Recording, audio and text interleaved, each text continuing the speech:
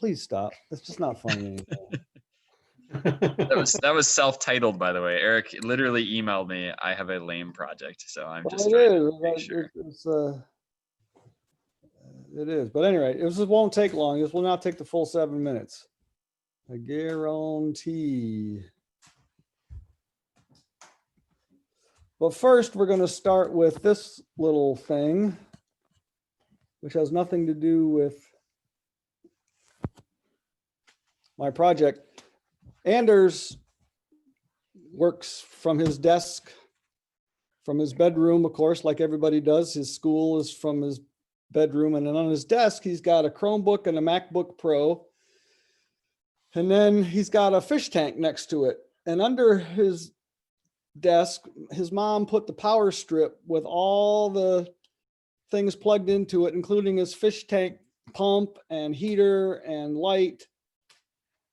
And I'm working upstairs and he says, Dad, there's a problem.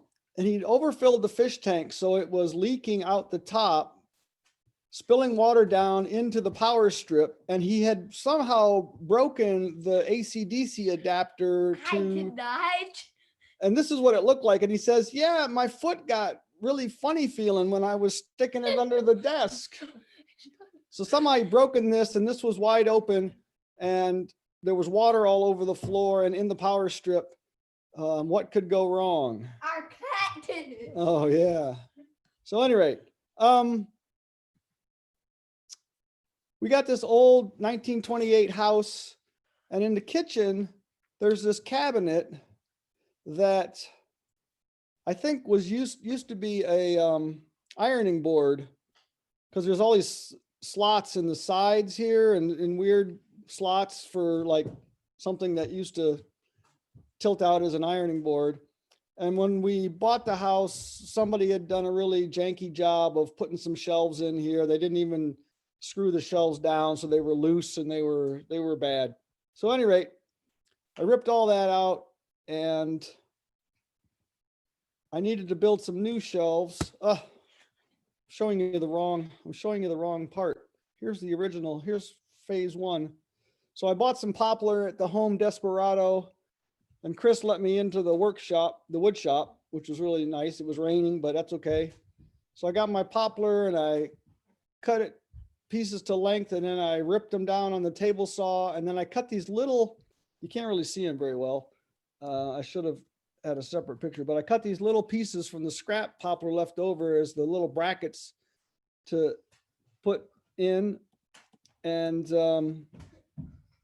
any excuse to use my pneumatic finish nailer is a good day. So I got to bring that bad boy out, pop these in, and then painted them up. And now we've got a new spice rack and Kim bought a bunch of brand new spice bottles and labels, and she just had the best time filling them up and organizing them. So, and Anders, yes, Anders helped as well. There he is. That's my great lame presentation. Why is it not made out of Legos? I feel like there was a missed opportunity here. Yeah, I'm not a Lego guy. Anders doesn't even like Legos anymore. He's all Minecraft all the time now. So, huh? Yeah, Yar. He does think that he wants a career in YouTubing. He wants to be a YouTuber as a career. So, which is cool, because then he doesn't even have to go to college, I figure. Big savings. You'll start out as a net, zero input energy, and so you've got nowhere but up to go. That's awesome. Exactly. All right. Anybody got any questions for Eric? Why are you calling that a lame spice rack? It looks super nice and really easy to use. It's a nice spice rack, but it's just kind of a lame, it's not like I didn't have to do a lot of science for this project, and they didn't have to use a lot of complicated equipment. I needed a miter saw and I needed a table saw, but fortunately Chris has both. Or Sector has both. Somebody could figure out how to put a Raspberry Pi in there.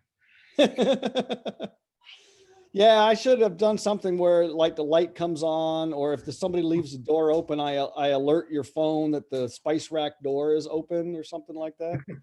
I If suppose. you put a Raspberry Pi in there, all the filling would run out. You'd have to put it further. Yeah, it's not deep enough for a pie, just little spice bottles. It's gonna fall right on the floor. So Eric, Bob asked in the chat, I don't know if you saw it, what happened to the power supply and the power strip? Have you Well- glued the power supply back together again and back in Yeah, service? so the or- power supply was easy because it was broken. The halves were broken, but I just popped it all back together and wrapped it with electrical tape. And then the power strip, I swapped his out for another one, and I let the wet one dry out. It all seems to be back working, but I moved all that stuff out from underneath his desk where his feet are, so that and away from the fish tank. So it's No- all it's No all good. no inline GFI though. We're not going that far by the aquarium. No, I should have, but this is in a bedroom and I don't have any GFIs in the bedroom. I'm supposed to have arc faults, I think, nowadays, but it's an old house, you know. It's got up-to-date wiring, but it doesn't have GFIs in the bedroom. It's got them in the kitchen, in the bathroom. But nobody died. If the fish didn't even get electrocuted, so we're all good. All right. Thank you, Eric. I don't think it's very lame. Nice work. Looks good. And the spices haven't fallen down yet, so you got that going for you. Yeah, I actually worked pretty hard at keeping things level so that the jars wouldn't fall out. All right, who's going next? Should I go next? Mine is kind of similar to Eric's. Oh, ouch. In the Lamasaur department or No, in like the- in the solving a household minor problem with the help of Chris Meyer. I feel like you could combine Eric's two presentations. You could also solve your problem because if you electrify what you've built, you'd be totally set. That is horrible. No, it's working just fine, not electrified. Thank you very much. Thank you very much. All right, take it away, Kate. All right, I'm gonna share screen. Okay, can you guys see? Yes. Thank you. Okay, so much like Eric's, this is about how I solved a minor household problem with Chris's help. Not the first or hopefully the last time that that will happen either. Okay, so these are my pet rabbits, Raisin and Clover, and they are wonderful little creatures, just full of light and sprite and everything wonderful, but they like to chew. So this is, theoretically, this was a picture of a groundhog out my window, but I realized it showed this pretty well. I have these big window doors in my living room, and Clover and Raisin were, every time I wasn't looking, chewing the edge of the wood around the window pane. And my living room, which is where the rabbits live, has 6 of these windows. Here's 3, and then there's an identical 3 on the other side. You know what? So Anders is asking how I can tell Clover and Raisin apart. And it's just a dark picture because, let's see, let me go back. Clover is black and Raisin is just dark brown, but I guess it's pretty hard to tell in this picture. Also, Raisin's quite a bit bigger than Clover. Also hard to tell in this picture. So they don't look too much alike in real life, but. So in order to get them to, that Sarah is pointing out in the chat, she's absolutely right. Clover is softer. But getting them to let you touch them is very difficult. So that would be a difficult way to tell them apart. So you can kind of see the chewing here, and I had put up tinfoil, which did slow them down. Obviously rabbits could break through tinfoil, but I don't think they like to do it. So the tinfoil slowed them down, but it looked like I was insane or something. I think from the outside of the house, it looked like I was trying to keep aliens out from my windows or something. And they would periodically tear it down. I started to get really concerned when they were like using their teeth to tear it down because I didn't want them eating little bits of tinfoil. That seemed like they could get sick from that. So And it was also around this time that Chris was giving all these presentations in the monthly meeting about how the CNC plasma cutter was up and running. And so I thought, okay, maybe I could get Chris to use his new and improved and wonderful CNC plasma cutter to cut out of metal that the bunnies would not be able to tear down, a decorative cover to protect this edge of wood from their really amazing teeth. So I wanted to pick a design that would look nice with the rest of my living room. So this is the enclosure that the rabbits go in when they're not hopping around. And I made this at Sector years ago, and it has a lot of this pattern in it where it's this like viney pattern. You can kind of see the little leaves. So I thought I should follow that same pattern to make these window guards, because they're right next to each other, the windows and these and the rabbit enclosure. So I drew this in Adobe Illustrator. I measured the door and drew this viney pattern where hopefully it would look decorative, but really if you look, the real point of it is to block this edge here is the, but making it look pretty while I was at it. So I arranged them. They did not really stack particularly well. This was the best confirmation I came up with for fitting them together to save on materials. And I went to Menards and I got some sheet metal aluminum because it was, less expensive than some of the other metals. The aluminum's not real pretty, but I decided I would paint it afterwards. And it was certainly thick enough and hard enough that it would deter the bunnies from chewing on the edges. And these sheets were the cheapest ones. They had kind of this weird texture, but I thought that might help me later when I painted them, that the texture might help me get the paint to stick nicely.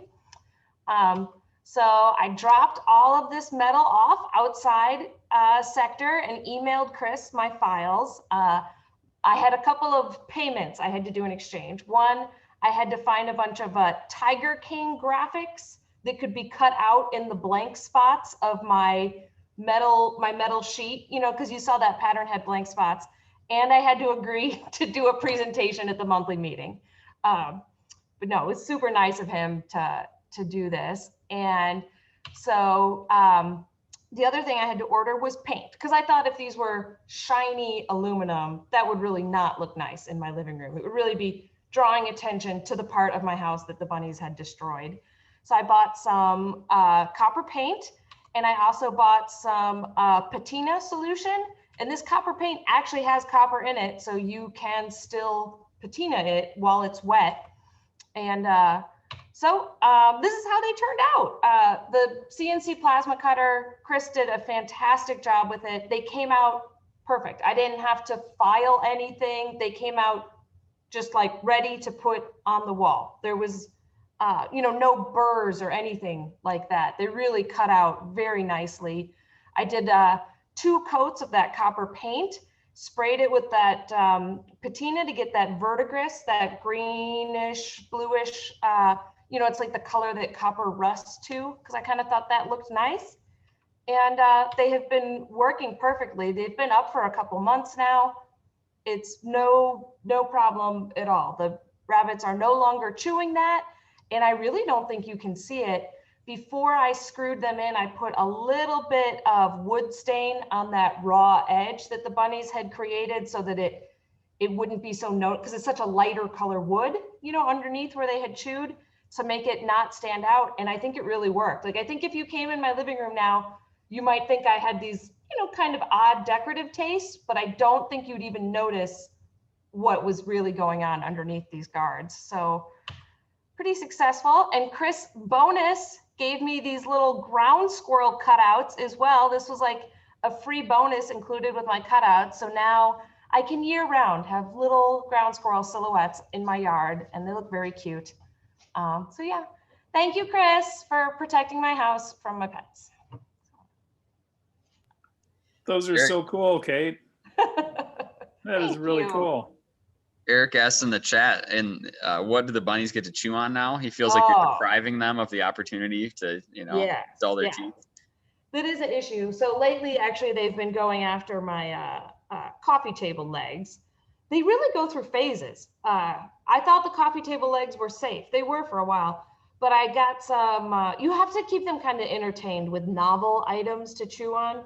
So I've got some bunny safe baskets shipping their way here because, yeah, you got to keep on giving them something new to chew, or they will find something new to chew, and it's going to be a part of my house. Isn't there an equivalent of like a scratching post, but like a nibbling post for rabbits or something? Yeah, like these baskets that I'm ordering are, somebody in probably some third world country is weaving baskets purposely for rabbits to chew. They also sell some of these logs at the pet store that the rabbits absolutely love, but I guess it's quite a bit of sugar that they mix in with the wood pulp. So I've been told by my beloved House Rabbit Society that I should stop giving them the logs from the pet store because I'm giving too much sugar to my rabbits and I could get, you know, insulin resistant rabbits. So Like Subway bread, right? yeah. Not real wood, not real bread. So, yeah. Do rabbits' teeth grow continuously? Is that why they're always chewing? Is to keep They them are filed down? like a feat of biology. Like their teeth are incredible. So they have even more innovations to their teeth than rodents do. It really is another.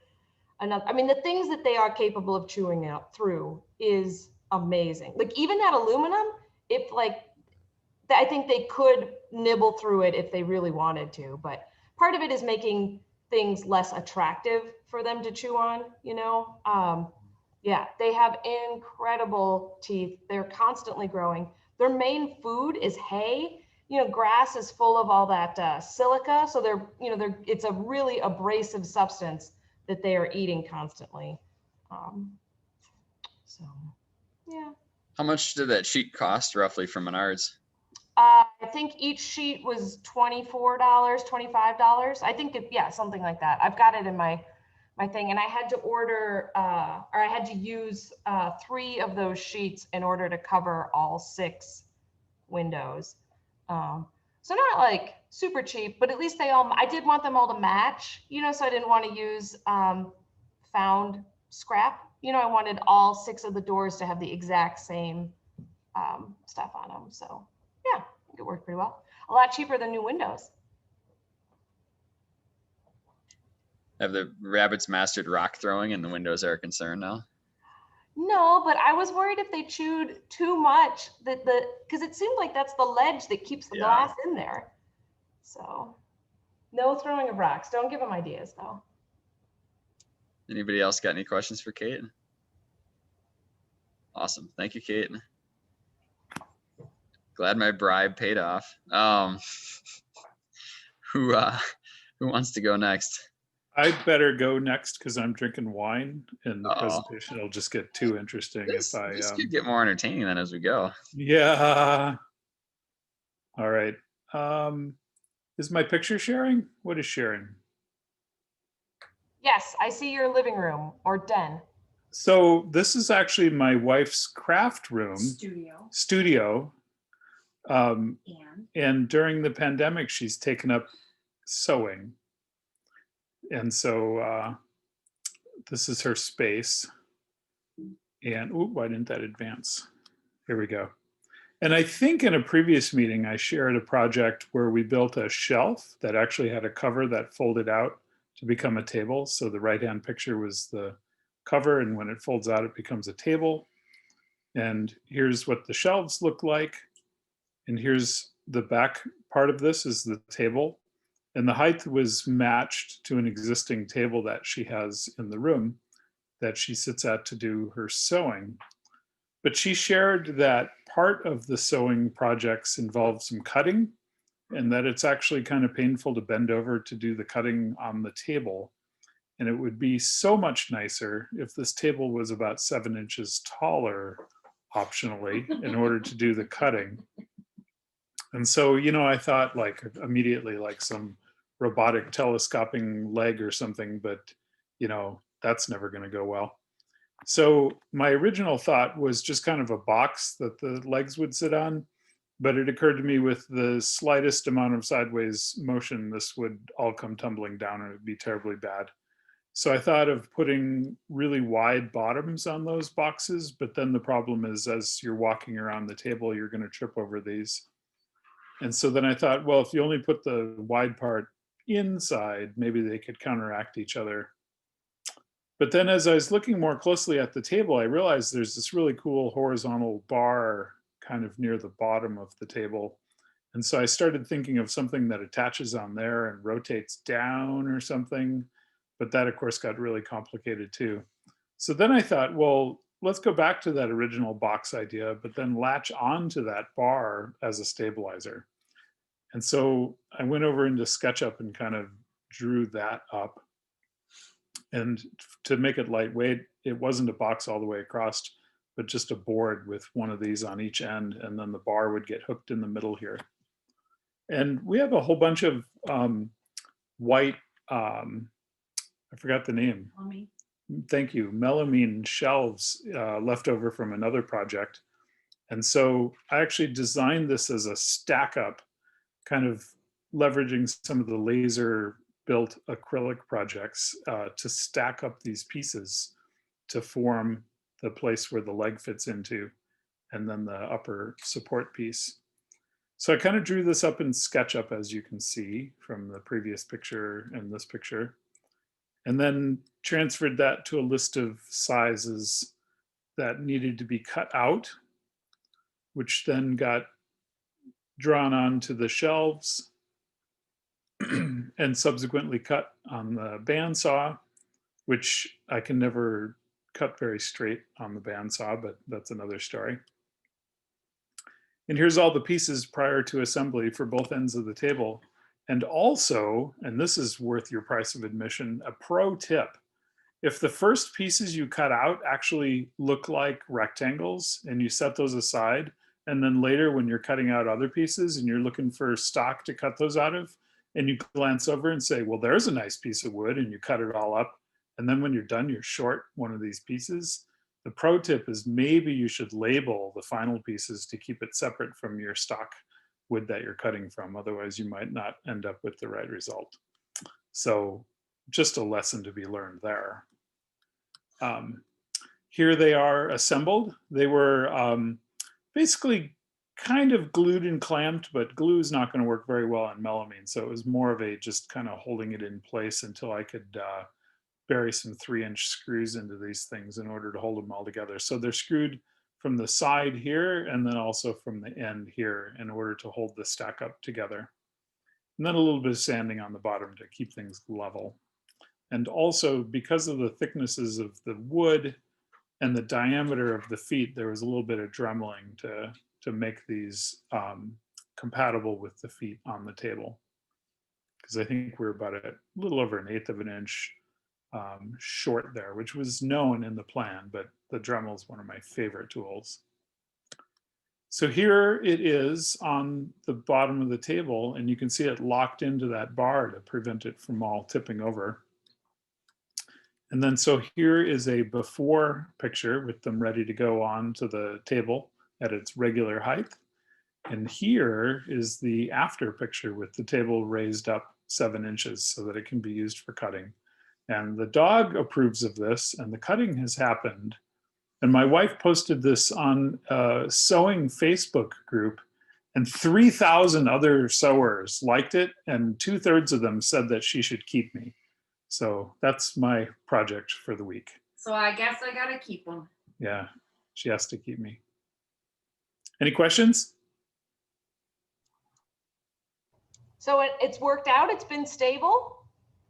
Yeah, we kind of grabbed onto the table and moved it around, and it seems pretty stable. I move it around all the time when I'm cutting.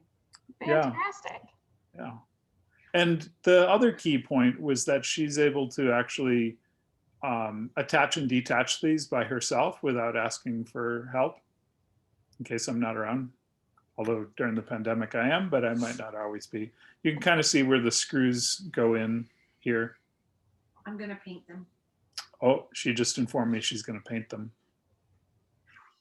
So Dennis, how many hours were spent with her trying to convince you not to build some overly extravagant robotic solution, because I feel like this was not just we're going to make a simple thing on the bandsaw out of a bunch of melamine shelving. It was definitely. It was around the time that I realized there's this horizontal bar, and I started talking about something that swings down. That's when that feedback came in. Yeah. Oh, Chris, you know us well. I know Dennis very well, and I'm very surprised that he went along with this. This is a very elegant solution, and I can see it working really well. But I suffer from the same affliction of there must be a more complicated way to do it. So There must be, yeah.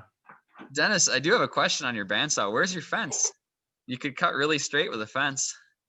You know, so I gave you my old bandsaw, which hopefully somebody ended up with it. Let me go back to the bandsaw picture. So the old bandsaw and the new bandsaw both have this bizarre thing that if I have a straight line, I can't actually push it straight into the saw. I actually have to rotate it about 20 degrees off to the side in order that a push creates a straight line. So I've tried using a fence in that little slot, and it just ends up causing the blade to push over to the side and start binding up. I obviously don't know how to bandsaw. That's fine. So that there's an alternative fence so you've got a fence for it. So put your fence on it, and then buy a resaw fence. Or make one. I don't know. You make one probably would be preferable, but all it is a set of bearings. So it's like a couple of skateboard bearings sitting vertically, and it gives you a single point to. So essentially, the blade is in one spot, and the bearings are right offset from it against the fence. So you can still pivot the board, but it'll keep you a fixed distance from the blade, and that might work real well in that case. I wonder if maybe your guides are twisted a little bit. Maybe that's why the blade runs funky, but tough to tell. Yeah, sometimes it makes bizarre noises. But this was a decent upgrade from that saw that I brought to the shop. It's got the ball bearings on the blade, and it has a really nice mechanism, and it's like 14-inch depth on there. So this was a really good purchase. My bandsaw and my Dremel are my most used tools. And every time I listen to a maker presentation, I ask them what their favorite tools are. And bandsaws and Dremels happen a lot. And then drill presses were the next one most mentioned. And so I actually got a drill press a few months ago, but I just haven't found nearly as many projects to use that on as the bandsaw and the Dremel. Well, once you figure out you can put your stock in the drill press and treat it like a lathe, that's your upgrade. Somebody was just posting about that, weren't they? And you can put sanding drums in your chuck and use it as a drum sander too. Nice. And I do remember when I was dithering about drill presses that there was one that had this feature where when you put the sanding drum, it could actually move it up and down and up and down, and it had a table, so you could use it as a reciprocatory drum sander. Yeah, an oscillating one. That's the word. Yes. Well, I did mention I was drinking, right? All right. This is not being recorded, right? Oh, of course not. Anybody got any questions for Dennis? So Dennis, the real question is, it may be being recorded, but is anyone actually going to watch it? I would say the strong answer is no. Maybe 100 years from now, somebody will be coming back trying to understand why. The machine learning went the way they algorithms did, will be watching it. Yes, that's correct. Cool. Well, thank you for sharing, Dennis.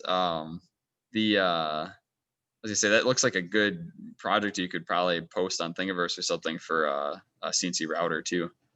Couldn't get the corners perfect, but there it gets back to your Dremel and bandsaw approach. Oh yeah, it's so loose tolerances that you could cut it with almost anything.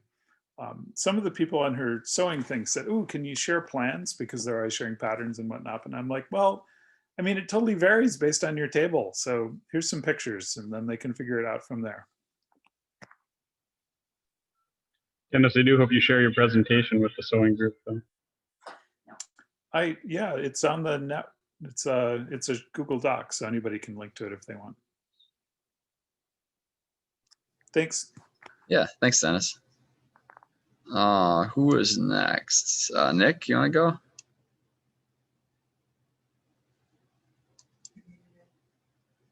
Oh, yeah, Nick, you're muted. There you go. Take care.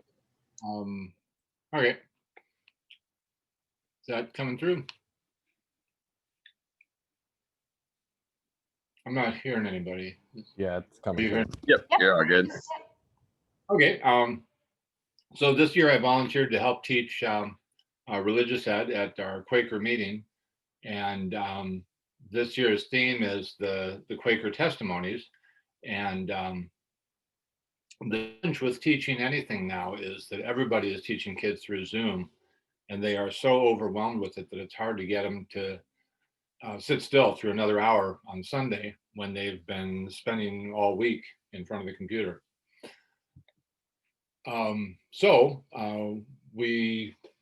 We've been trying to come up with ways to make the lessons more engaging, something that they don't just sit there and listen, but that they can get involved with and they can interact with the other students, the other kids. Normally, the kids all get together in this beautiful building we have over behind Trader Joe's. Nobody's been in there since March. So we're trying to figure out how to make this work, how to get these ethical lessons across to kids in a format that they'll listen to and a way that'll stick. Specifically, I decided to take on the testimonies of simplicity and sustainability. And just as a little bit of a warning, this idea all came together last night. This presentation came together in the 30 minutes before this meeting. And I am very much open to suggestions. I'll entertain those at the end of the question. The purpose is to teach first day school religious ed students how they can live the Quaker testimonies of simplicity and sustainability and teach in a way that's fun, engaging, and that they can continue to make a part of their daily life so that the lessons will stick with them. The challenge are we've got multiple age groups with differing abilities. Littles are the preschoolers, middles are the early grade school age, youth are the late grade school, junior high and high school. Also challenging, we have a limited budget for materials and uncertain and variable parental involvement. So we want the kids to do these things, but they might need help, especially the younger ones. And we've only got a 45-minute class period, of which about 20 to 25 minutes is the lesson. Our intended outcome is that students should be able to understand how we can meet our basic needs most simply in cooperation with nature, and that students will have the information and I'll call it agency, but something within their abilities to create a small net zero building like a playhouse or a shelter at home by working with each other and with adult helpers. So I've been thinking for a few weeks on how and I decided the best strategy was to first come up with a simple structure that the kids could build if they don't have a playhouse, one that they can make on their own with something as simple as tape and cardboard. And then also to create instructions and plans for providing the structure with what our basic needs are. Excuse me, weather protection, heat and ventilation, food and water, and energy. My strategy was to demonstrate this on a small model and then offer plans and ideas for a full-size home version, full size being whatever size they want, either kid size or adult size. So for the structure, I turned to this idea called a hexaurite. This is something I came across after the Haiti earthquake, and at the same time, this was the popular housing choice for Burning Man. This is a really neat building because you can just take 4 by 8 foot sheets of material, plywood, foam board, cardboard. Actually, it can be any dimensions as long as one dimension is twice the other. And you set these sheets vertically on the walls for if you want a tall building, or horizontally if you want a shorter building. With 4 by 8 sheets, you end up with an 8 foot high center. With the sheets turned the other way for the walls, you end up with a 12 foot high center. This is easily big enough for a emergency or long-term shelter for housing. So this is something you can put together with cardboard and tape, or with wooden nails, or foam and glue, or foam and tape. So this was a structure the kids could build in probably a couple of hours. We'll say the materials. Then For demonstrating it, I also in SketchUp, I made a paper pattern of the hexaurate, this is called, and this is it here. I put this together in just a few minutes last night. I've got these overlaps here that you can fold on the inside to give it a little bit of a ribbing structure, make it a little more stiff. And yeah, and so there's a demonstration of our structure, and making this in something that the kids, a size the kids can crawl into, is nothing more than getting bigger material like cardboard and stronger tape. And then for the implementing the systems for basic needs, comfort, energy, water. My plan is to talk through the first parts of these. Our most basic needs don't require energy, don't require electrical energy.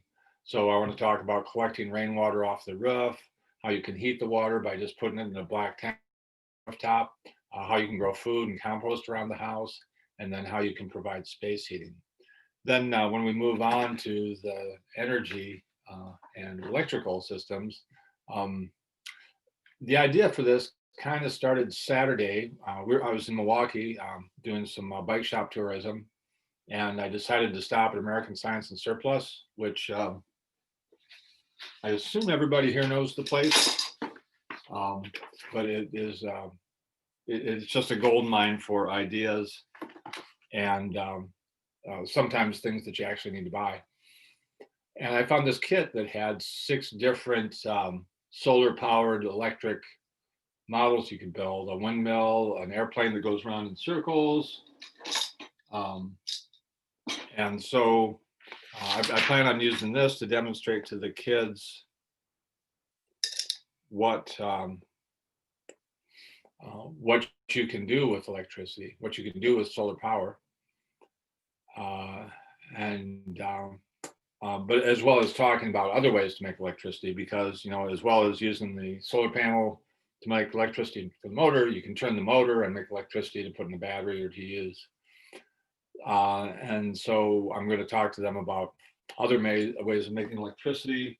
I'm also, just because kids like to have a demonstration, I'm going to show them that this thing works. I don't know if you can see that with the glare, but this is my little airplane flying around in circles. This is how I'm going to overcome Zoom fatigue with toddlers and adolescents. And so, you know, my long-term hope is that they'll go out in their yard, they'll put up a hexaurate, and they'll start figuring out ways to collect water, to make electricity, and that they'll do this at home, maybe with their siblings, parents, or friends, and that this is a lesson that'll stick with them. And I apologize, I'm a little distracted by food right now. We just harvested our first butternut squash from the garden, and it's unbelievable how much more flavor they have when you grow them yourself. So anybody have any questions, or and like I said, I'm open to suggestions on how we could make this more engaging for the kids, how we can make it something that's more that gets these kids to want to be makers.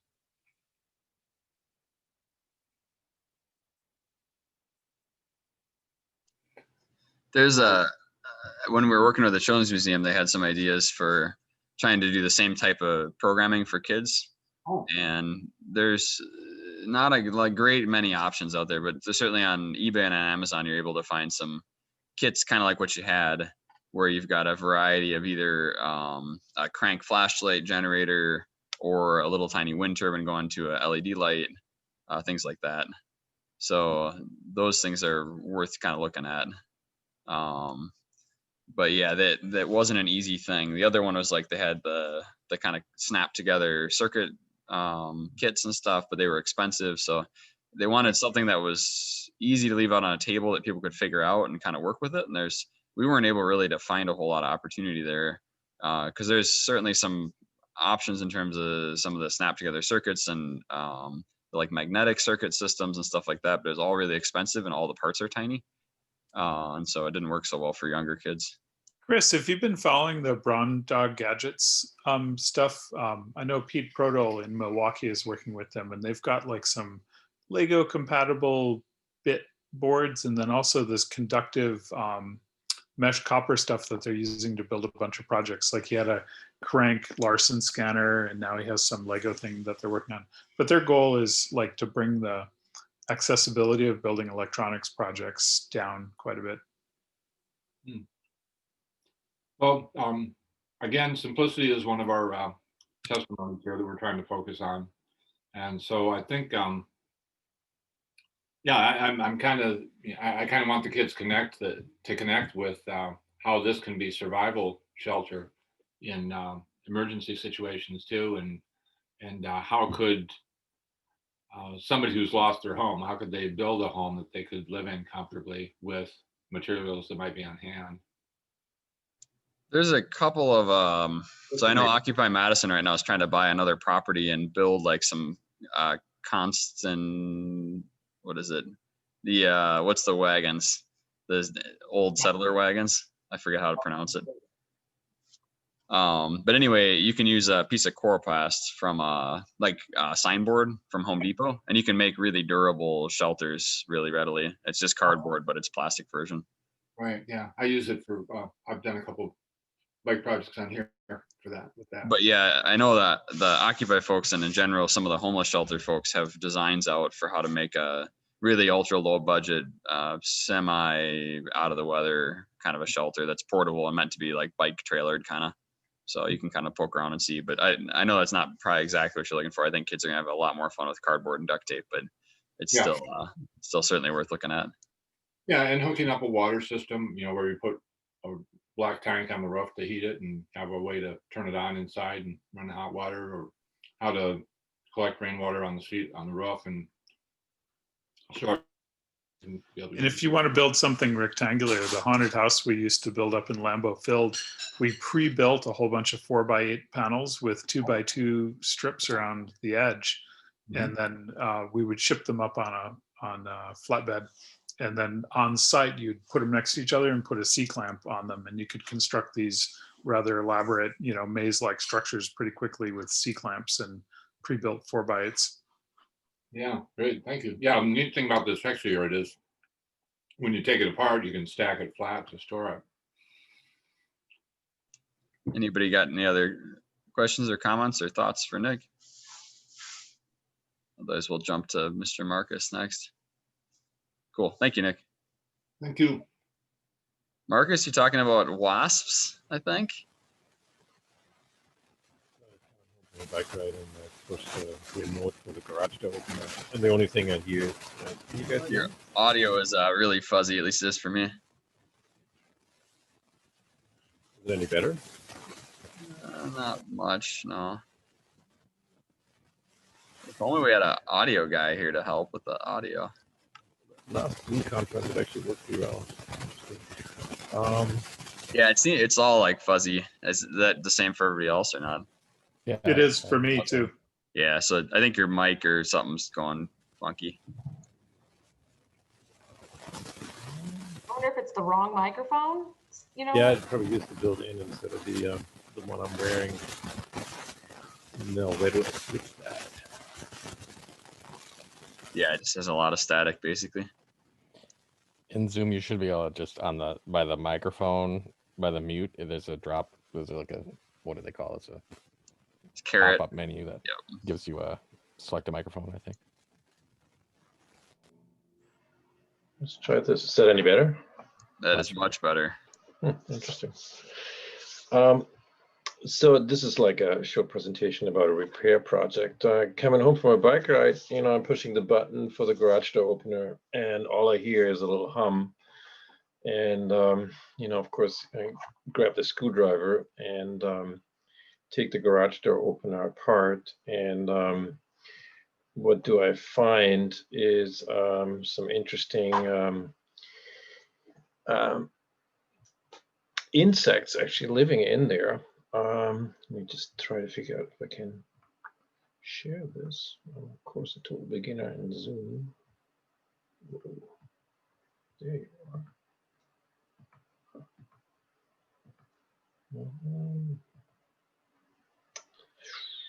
We're having dinner now, so if there's a trigger warning, this would be a good time.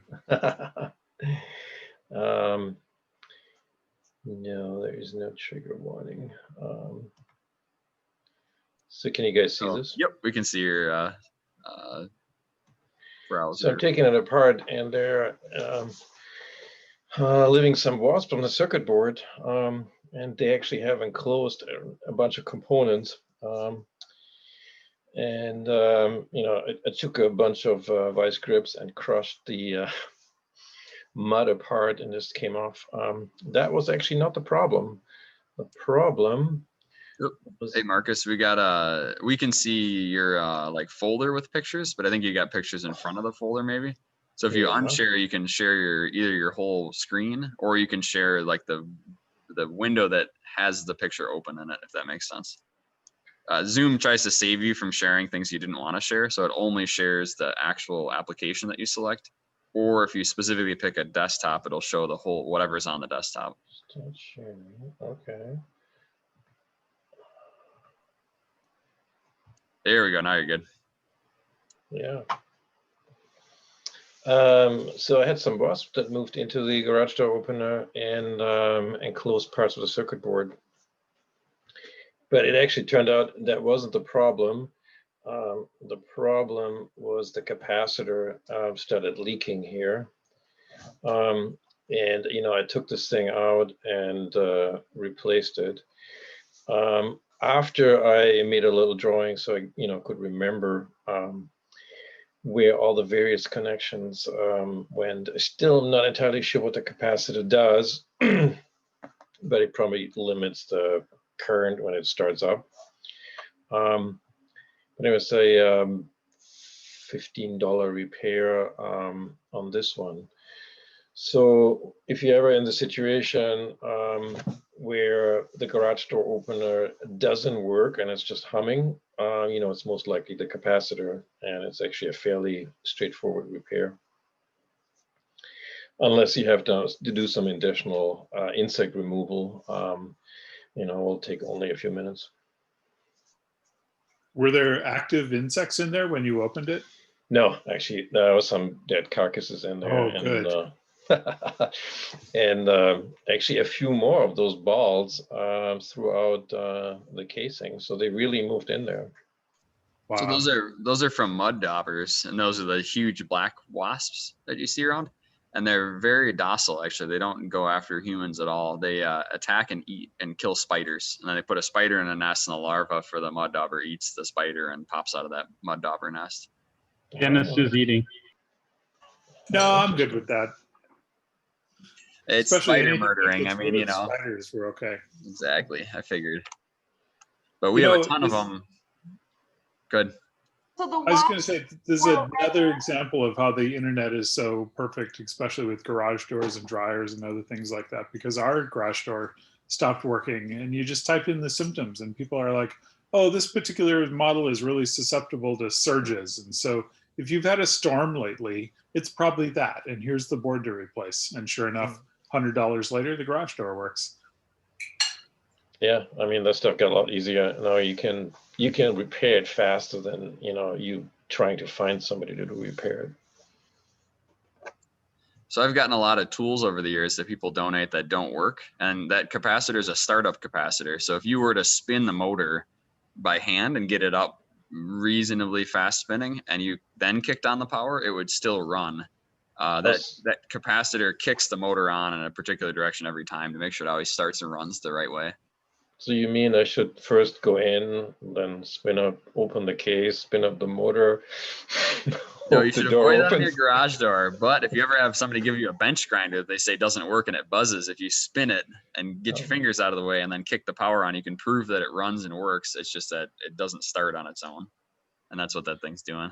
So does it just get charged up and then, you know, it gives the thing a giant jolt or something? I think it's a phase delay actually, because you're delaying one of the windings, because there's actually a 3-winding motor in there. And so it's got 3 Oh. phases, and that's one leg to basically fake start the motor consistently. So otherwise the motor would randomly start in a direction. So it sometimes would start one way and sometimes start the other way. I think that's what that thing's doing. Some of them have a centripetal clutch inside of there that kicks out, and you'll hear it click. Like old drill presses, you kick on the switch, it spins up, and then when you flip it off, you'll hear it spin down, and then it'll click at some point when it's starting to spin really slowly. And that's that contact set re-engaging to bring the capacitor back in on the startup winding. And so it's a similar system. It's got a capacitor on it, but it's a little bit different. So single phase motors often have that big bump on the side of them, and that's the capacitor. Yours just happens to be inside the shell with the rest of the control electronics, but a lot of motors have a hump on the side, and the hump is just a big capacitor like that. Other fun trivia is if you get in the ballpark of the right capacitor, it'll work just fine. So if you ever need an AC cap startup capacitor, we have a huge box of them here, and they occasionally come in handy. Otherwise, they take up space. Mud daubers are cool though. We have tons of them at the building because we have water on the south side, and then we have spiders all over the place. And so the spiders feed the mud daubers, and the mud daubers make nests all over. So if only we could train them to build structures for us, we'd be in good shape. But I mean, some of the stuff is amazing. So, you know, this was basically on top of the circuit board enclosing various components, and you know, it was pretty sturdy. The last mess had nothing to do with the capacitor breaking. It was just a coincidence, huh? Yeah, it was just coincidence. Huh. You know, you mentioned training mud daubers to build structures, and it's always this time of year when the leaves need raking that it occurs to me we've got so many squirrels with nothing to do that I've been trying to devise this way of training the squirrels to take the leaves out to the curb. I just haven't figured it out yet. You just take your lawnmower and mulch them in place. The squirrels? That sounds terrible. Yeah, well, actually, I was more talking about the leaves. Oh, okay, good. So we've been pouring concrete in the past, and the mud daubers will land on any wet ground and pick up mud, and they've totally picked up concrete. And so I was always laughing while watching them doing this, thinking we're advancing the evolutionary means by which the mud daubers are moving forward, because some of them certainly live in concrete homes. Nice. They are the envy of their mud-homed neighbors. All right, anybody got any other questions for Markus? Markus, I just go ahead, Nick. Piper? have a comment. We have a bathroom fan that is suffering from the same thing. I thought it was this really sophisticated thing, but it started buzzing. And I looked it up online, and there was a video of a guy taking it apart. When they designed it, they put the capacitor right next to a power resistor. So this heat sensitive component is right next to a hot one. And it's $20 to replace it. And I don't know that when we get a new one, it's not going to be the same design. Well, you could remote mount the capacitor. I'm guessing it's a little electrolytic. You could just run wires off of where it is and mount it somewhere else. I mean, I'm guessing it's going to last 5-10 years anyway, but you could also bump your temperature rating up. You can get 105 degrees Celsius caps. They'll last a lot longer. Oh, okay. Yeah. It's going to be gone tomorrow. We've got an electrician coming in to put in a new fan. So we'll put in never mind. Yeah. You know, bathroom fans are kind of interesting. Ordinarily, when you buy a component, you'll see this normal Gaussian distribution of, you know, the specifications for it. And the more expensive one is on the higher end and the cheaper one's on lower end. But if you look at the specifications for bathroom fans, you know, the air movement, the CFM is one of the specifications, but the other one is the noise level in decibels.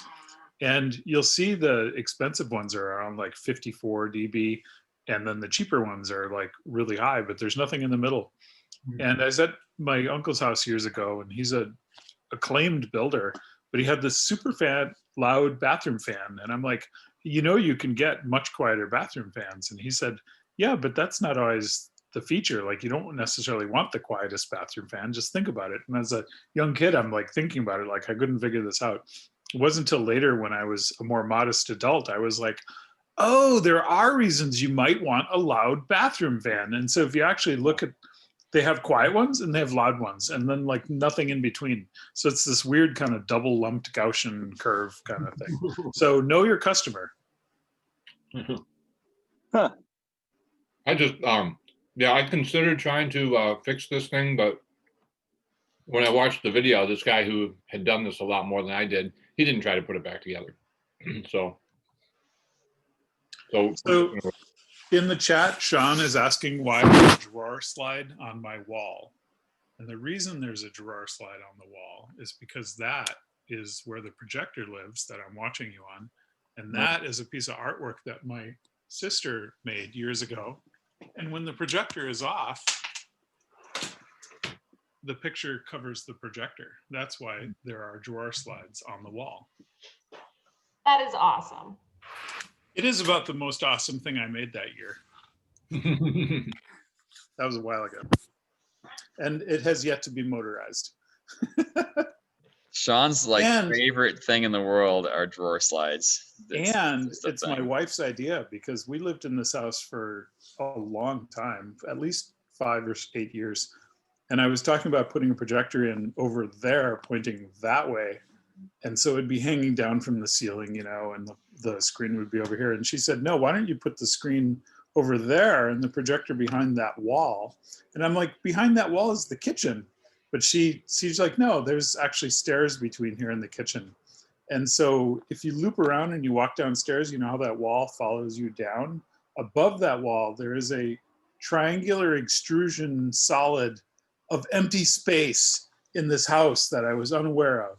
And so we cut a hole in the wall, and sure enough, there is a big empty space, like wasted space. We've been paying a mortgage on this empty space we weren't even using. So now the projector lives behind the little window there. And that was all her idea. So the screen goes down over the kitchen window, or not the kitchen window, the living room window, the picture window, and is exactly the same size as the picture window. So that was her brilliant idea. And there you all are. Or at I'm least glad you Chris. got me pinned. That's perfect. That's exactly what I need.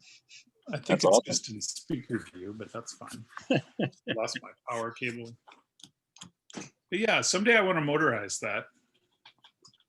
Someday. I'm surprised you don't have the safe right underneath it, you know, just the in-wall or the fake safe door. So you slide the thing over and you got a safe on the wall, and then you get your projector on the wall. That'd be super awesome. And I love the idea of like Yes. hidden doorways and like secret, like the bookcases that open up and things like that. We just moved offices, and somebody pointed out we had this giant safe, and because we'd kept like, you know, discs or important things in there. And the guy who was helping with the moving was like, what do you want me to do with the safe? And I'm like, oh geez, I don't even know. And he's like, I could actually use that at my house. I just told him, please just take the safe. I never want to see it again. It's gone. I have hung the safe doors that we took from the city of Madison upstairs in the safe door frame. So we will soon have a very secure door to a standard built wall. That'll be great. I'm looking forward to seeing that.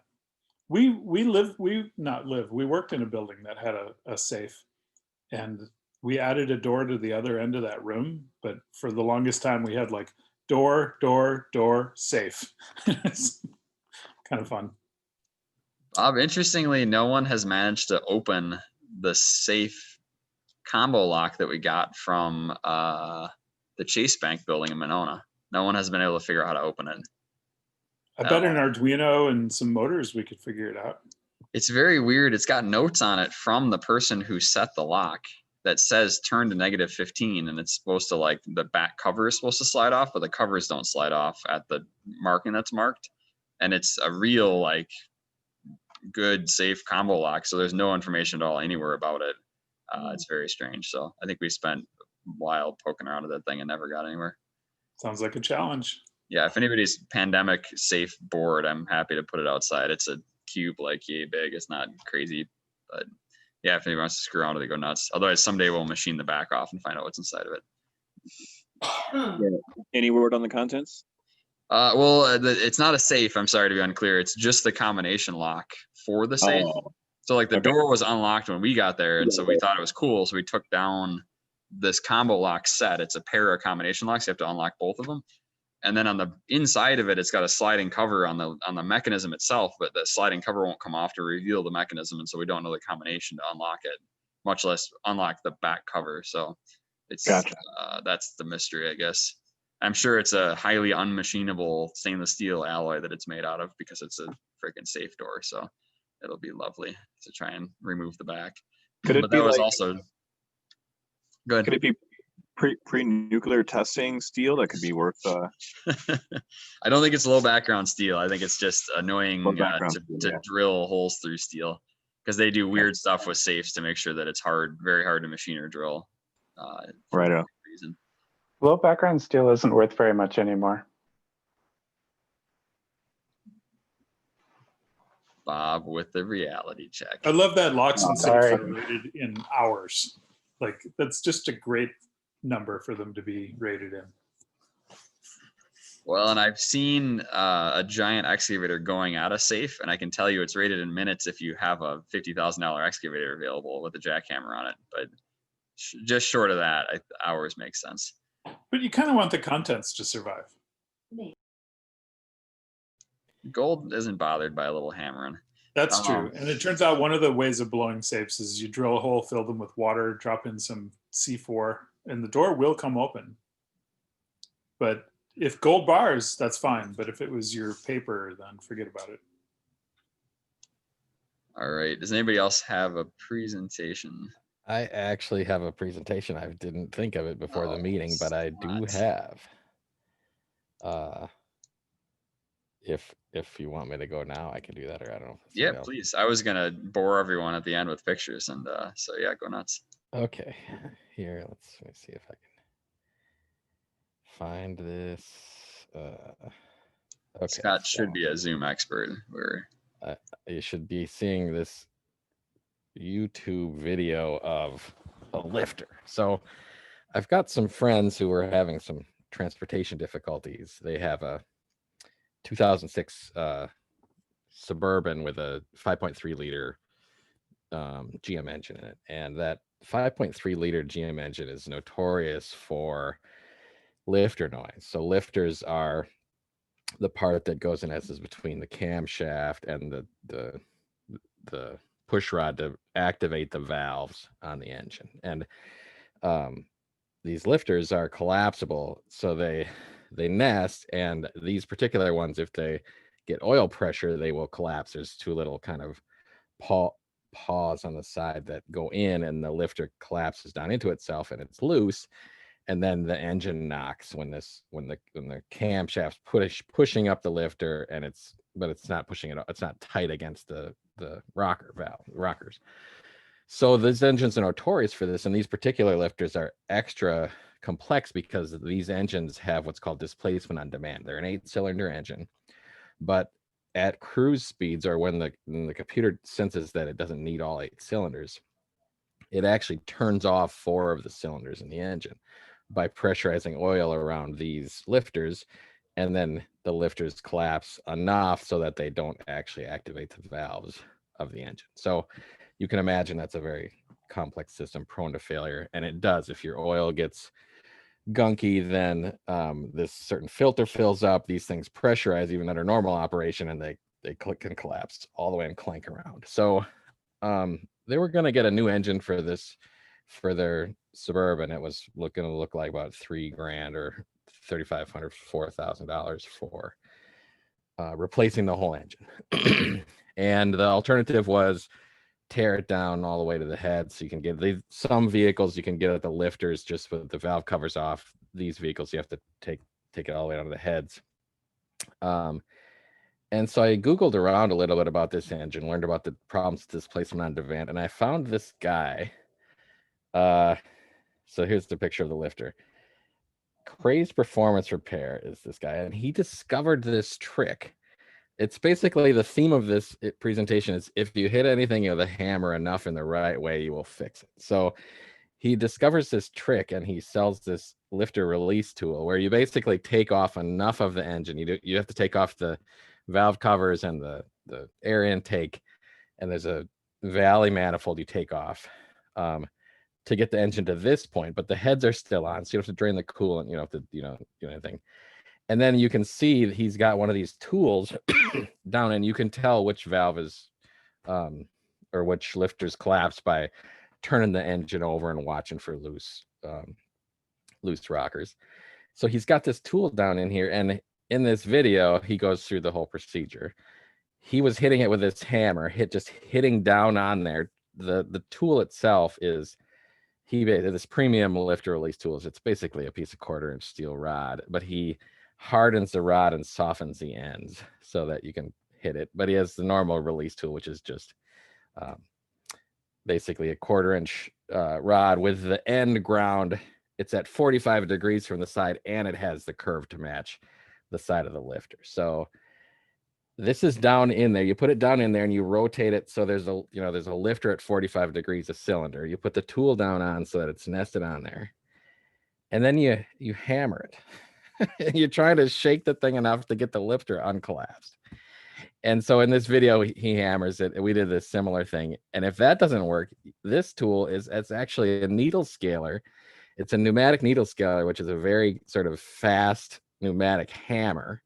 When you take the needles off the front of it, you can actually push it down on. You put a pneumatic, you put air pressure on there, and you pneumatically hammer the side of the lifter until literally it's got a very strong spring in there. The spring releases and it shoots it out.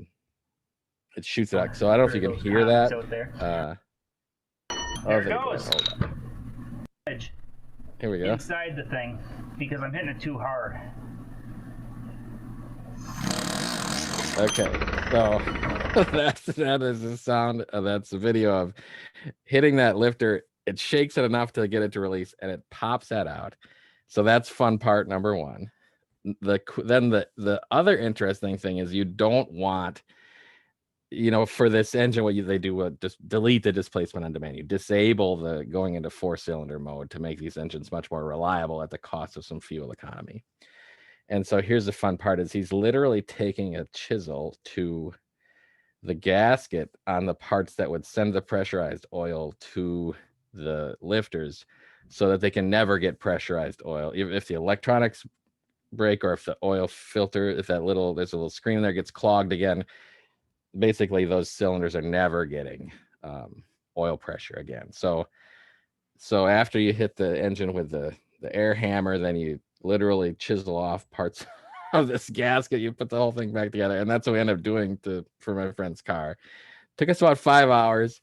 We got it all back together, and the thing, it runs quiet. It's lifter noise totally fixed. There's another part you need to do then with the electronics so that the electronics aren't complaining about it trying to go into displacement mode. So you can either send the computer away for $50, or you can get a plug-in module on the onboard diagnostics port that disables it as it's plugged in as well. And so total success. I had gotten a lifter release tool. I bought the premium tool for $35. And then this also a plug. There's another there's some more nuance to it than what I'm sharing, but there's a plug you put in to block off an oil port as well. And so with that, this engine, hopefully, otherwise they're quite reliable, but that was our adventure in eliminating lifter noise from a GM 5.3 liter. So questions on that? That's pretty impressive. How's the lifter normally retained? There's like a circlip or something in there, or how's it like if you were to disassemble it properly and remove it, how's it held in there that you're defeating? There are 2 pins that go out into holes on the side of the so when the oil isn't pressurized, there's 2 like pawls, I guess I would call them, that go into the side of the and lock the lifter open. But then when it's pressurized, they collapse, and they can collapse past the point where they normally would even go to. So this thing's kind of like jiggling all that out, kind of like picking up. Okay. And we did have, so we couldn't even get it out with the at first with the needle scaler. So we found a legitimate use for seafoam engine additive. We dropped a little down in there, and whether that cooled it down enough and there was a temperature differential, or it lubed it up enough to make it free up, it freed up. So, you know, I'll add my testimonial to the seafoam site there. Yeah, and for this guy's tool too, right? Good job there. Strong work, heroic. Yeah, I know. I did put on his video that, I mean, there's plenty of people on the video that are like, my God, it actually worked. I can't believe it or whatever. But I put my story in the pile of those as well. I will say, when Scott first fired this thing up again, it had lots of lifter noise because the oil galley hadn't pressurized yet. So they had it idling outside of the shop because they were working outside here. And you could hear it upstairs where I was working with the lifter rattle, or the engine rattle anyway. But once they got it out and got a little bit of RPM in it. So if you do end up ever doing this, be aware it will make lots of noise when you have fixed it, and then you got to get on the gas and get it some oil pressure. Yeah, that's very true. We were not super confident at starting it up right away. That wasn't great. It wasn't a great feeling, but it did smooth out. So Scott, does the software only fix it before? Would that be a prophylactic thing before it actually broke? You could do that, and people do that. Yeah. There's you can buy this box on Amazon or wherever that you plug it in and it prevents that from happening. And then it still can, like, if you didn't change your oil frequently enough, it still could, even though it wasn't trying to energize the relays that have valves to pressurize oil, the oil could back up if the filter gets clogged and still collapse the lifter. So it's not totally an electronic solution. But so yeah, you'd want that. You'd still want to do something like this, probably. That you can do what they call a full delete, but then you have to get a new camshaft, which is just putting all regular lifters in the thing. But then you have to get a new camshaft to go along with that also, which is a pretty big job. But yes, thanks to Sector and Chris we did it outside, and Chris rolled the tool chest outside, and that was a fun way to spend a Sunday afternoon and save a whole bunch of money for a friend. And make your back hurt when you're done, because that is a tall vehicle. Oh man, yeah, we were on step ladders and just try to get into the vehicle, into the hood. So when those cylinders are shut off, what is actually going to happen? And the valves are closed? The exhaust valve is open, so they just puff air in and out, but they don't get intake or spark. Yeah, no fuel. Yeah, exactly. So in other words, they haven't improved them from the old V864 of 1981. Do you remember that one, Scott? I don't know. Yeah, it was another early attempt at displacement on demand, and they put a lot of marketing behind it, but the technology just didn't live up to it. You ended up with these V8s that, as soon as you were, not on the throttle very hard, would kind of go into 6 or 4 mode, where they ran rougher and had far less power. And when you got on it, they didn't switch quickly enough back into V8 mode that most of the people actually took them in and had it disabled. My dad had it in, I think, a Cadillac of some sort, and it was a bizarre motor. His actually worked, but most of them did not.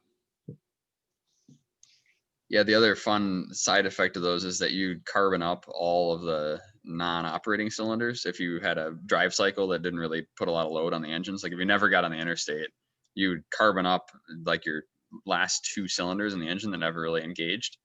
And then you'd finally try to hit the gas and make it go, and it would just dump all of the carbon that was accumulated in the cylinders out the tailpipe. So that was an awesome feature too. You'd make this huge cloud on the vehicle that was supposed to be saving gas.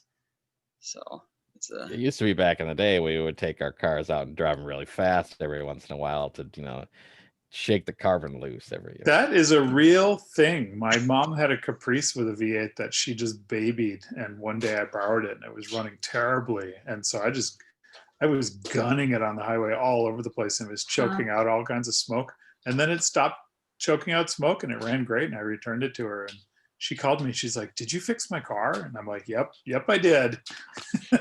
And you could too. It's just your right foot. All right. Thank you, Scott. Does anybody else have anything they wanted to share? All right, I have old pictures. It should be entertaining. Oh yeah. So for those of you who don't know, Sector started 10 years ago this month, at least if you record time by our grand opening. Technically we had started, and this picture's from August of 2010. So I was still a grad student, and this is Brandon Gunn, and Brandon had a car. And as a student, somebody who's got a car, very helpful for things like this. So I had won some money through the business plan competitions, and the very first thing Brandon had sent me is a Craigslist ad that the True Value on the north side was closing, and that we really should get some bins to hold like stuff in for this place that we were opening. And so Brandon volunteered his car, because I was like, well, I got no car to be able to haul this stuff with. And so Brandon said, well, I got a Prius we can load up. And this was like right when Priuses were new. So he's got this brand new car basically. And all of our hardware drawers in the shop are precisely one Prius load. This is as many bins as one can fit into a Prius, is precisely how many we bought. The next step though was to find a place. So I looked all over the place. This was J&K Security on Park Street.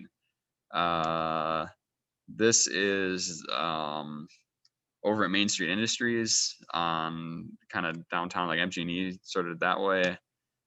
This was Mullins Family Space. This is every restaurant that has closed on State Street, because the Mullins family owns a whole bunch of restaurants, restaurant retail on State Street. So every time a restaurant closes, they just take all of the equipment and store it. And so they have this warehouse over here on the east side that's just full of restaurant equipment that just sat forever. So we looked at renting this place. It had literal holes through the ceiling. So if you look up in this picture, all these pink foam spots are where there are leaks, and they're channeling with the pink foam into like a big tub to catch all the water. For Manila, we still like have a thing. I don't know who that is.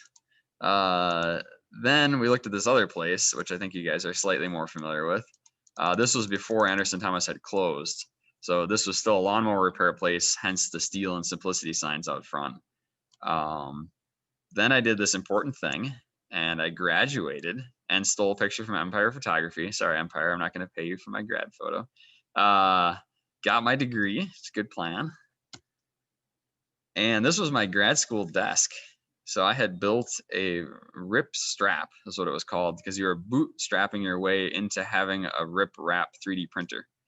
So at the time, this was the MakerBot control boards over here. And this was my FTDI serial adapter. So I pulled the Arduino off of here to use just a USB to serial adapter to be able to dump G-code commands into the controller. And then I zip tied a router onto all aluminum machine that I built, because we had the scrapyard kind of in engineering, and people threw away all kinds of stuff. And so they threw away stepper motors and THK linear rails. And this is 1/4-20 threaded rod as all my lead screws, which I now understand is a bit of a problem with backlash, but it was not a problem at the time because it made things move. So that was good. This was out at the tech center out by Madison College on the east side. So I looked all over the place trying to find a place. These were parts printed on a first generation MakerBot to be able to build riprap. And this was one of the early Sector67 meetings. Many of the people that I knew were all students, and so it made sense to meet at the terrace around some beers to figure out what this place was going to be and what it was all about. This is Dave Nelson over here. Dave hiding incognito, looking the wrong way, but that's a much younger version of Dave Nelson. You're going to notice a theme on age here tonight, so it'll be fun. I am as guilty as anyone else. So this was what the shop looked like when we moved in. So this was Sector 67 1.0 over on Winnebago. This was the kitchen area, which would eventually turn into the kitchen area. This was where the laser cutters were. This was the machine shop, the awesome bathroom. This was the back where the computer lab was, and electronics area. We did not remove the chainsaw window guards. That seemed like a good, worthy investment. So I kept around the important stuff. This is a loft above the electronic space, the backyard, upstairs. This is me. Heather and I went to the Detroit Maker Faire. This was the first year of Maker Faire. And so we got out there and we were able to check out what Maker Faire was all about, find out if there are more spaces out there and kind of what the people look like who are running these places, and see what all is out there. Maker Faire the first year was pretty insane. There was a lot of very creative people who were super inspired to build ridiculous stuff because it was the first time really this had been done anywhere else besides San Francisco or New York. So getting it in Detroit was pretty cool. Ford paid a lot to get Maker Faire in Detroit for the first time. The singing fish car. So I don't know if you guys have ever seen this. Is a symphony of all the singing fish. So somebody glued all these fish to the car, and then they set them all up so they're all programmable and controlled by the laptop inside. And so the whole symphony runs. And there are different conductors at different times that go out. Here's another drawer slide for Sean that kicks the lobster out doing the lobster band. It was pretty awesome. This is Mitch Altman. If nobody knows, Mitch is the founder of Noisebridge. He was one of the original hackers on a plane that went to Berlin and came back inspired to build spaces. He's also the person who made the TV begons. So it's the universal IR remote that's got all the TV off codes programmed into it. So when I was out there, we asked Mitch if he would be willing to come to do a soldering class in Madison, and if he'd be interested in doing that as like a kind of a kickoff project for founding a new shop. So he agreed to do that. I ended up stuck on a, not stuck, ended up being asked to be on a panel because there were very few hackerspaces, and they had a panel discussion with pretty much everybody from Detroit. And that was, and then Mitch was there as a moderator. And so they had asked to join the panel. This was the first generation MakerBot, and the man responsible for the first generation MakerBot. I should have punched Bree back when I had an opportunity and nobody knew who he was, including me. But MakerBot had featured that rip strap that I showed you earlier on their blog back when they were a tiny company. And I thought it was really neat. So I went up to say thanks, not knowing who Bree Pettis was. And Bree was the total asshole, which is totally what Bree is. And I said, hey, thanks for featuring this thing that I built on your blog. And he's like, oh, I don't do anything with the blog. And that was about all that he said. So it was, Bree is Bree. If you've ever watched the Print the Legend documentary on Netflix, they have not misconstrued his personality whatsoever. They're very authentic. This was I3 Detroit back when they were just getting started. So they had rented a space in Detroit and had just started kind of eating away at square footage and growing. There's a very blurry picture of me on the panel, not photoshopped in. I'm equally blurry.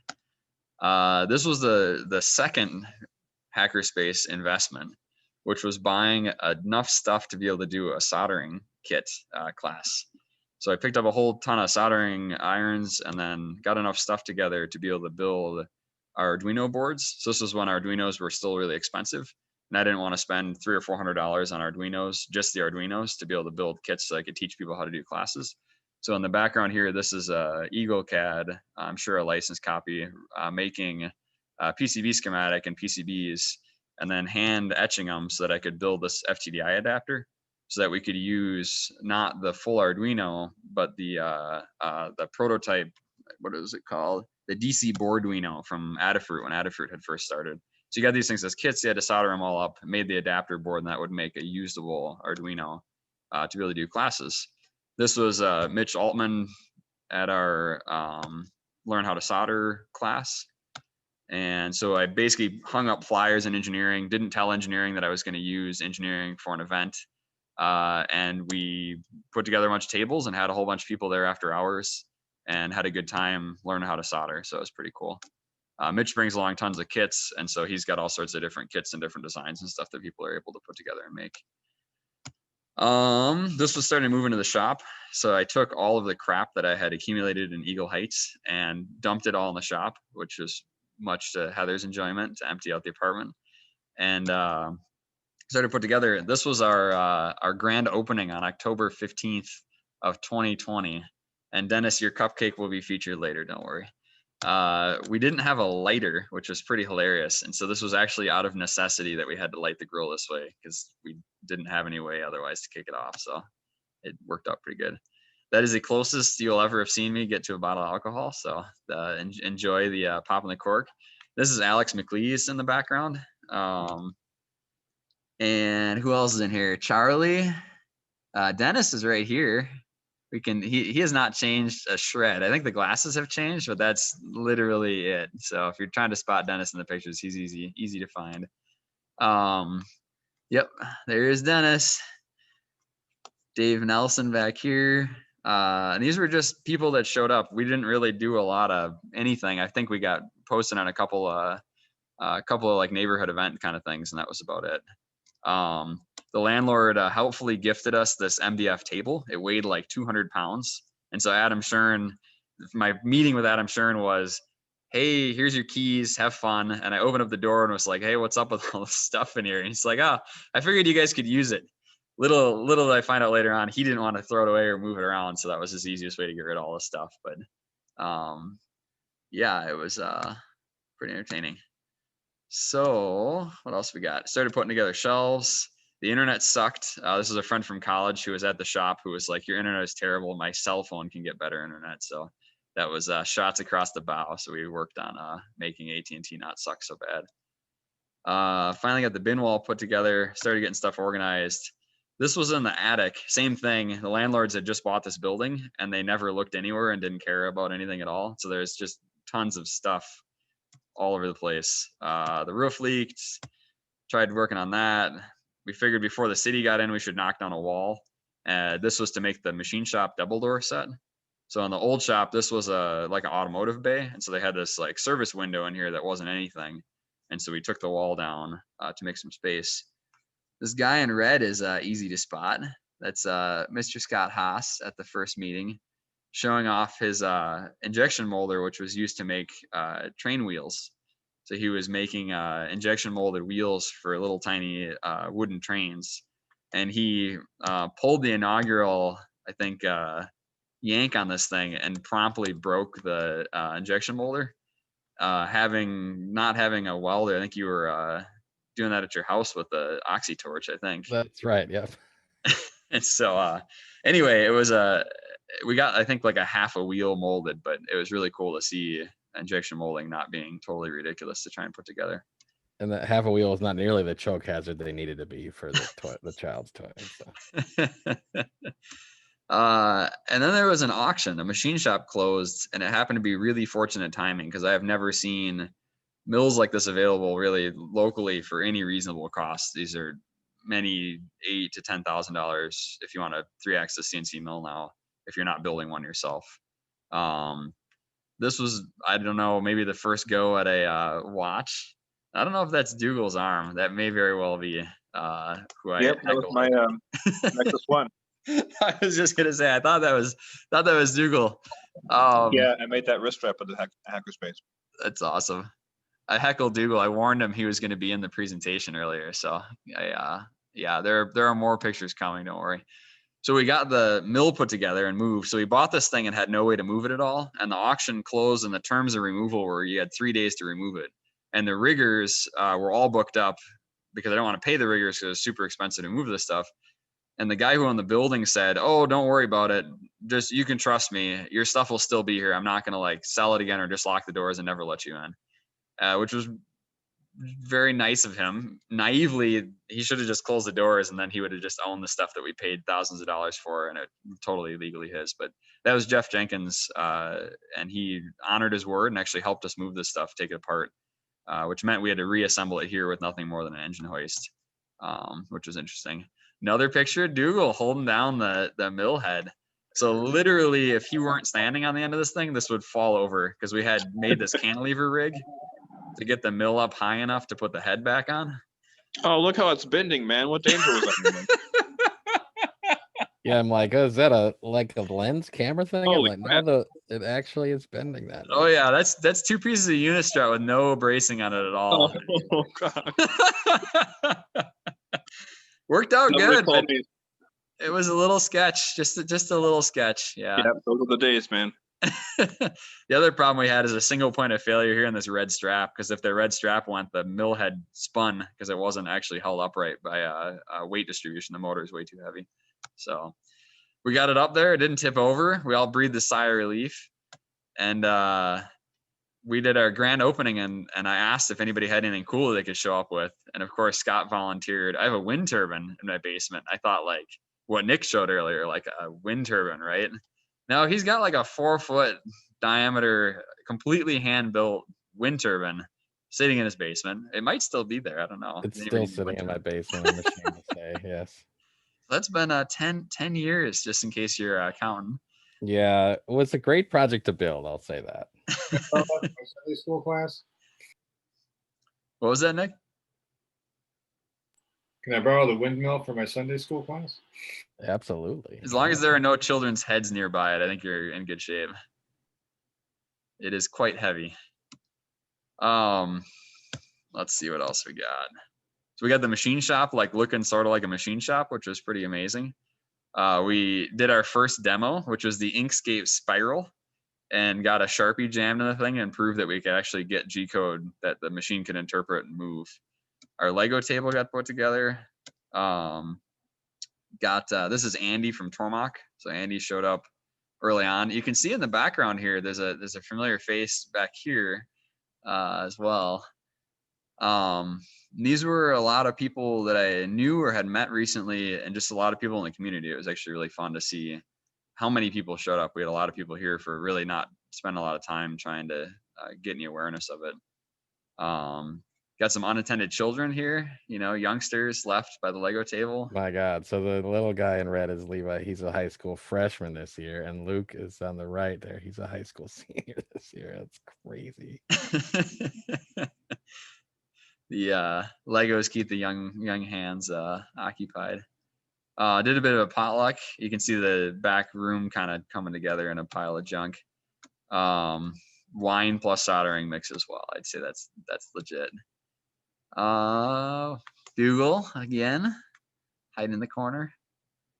And this was funny. So Dougal was on the IRC channel for months, like absolutely months. So I knew Dougal from this random internet relay chat for a long time.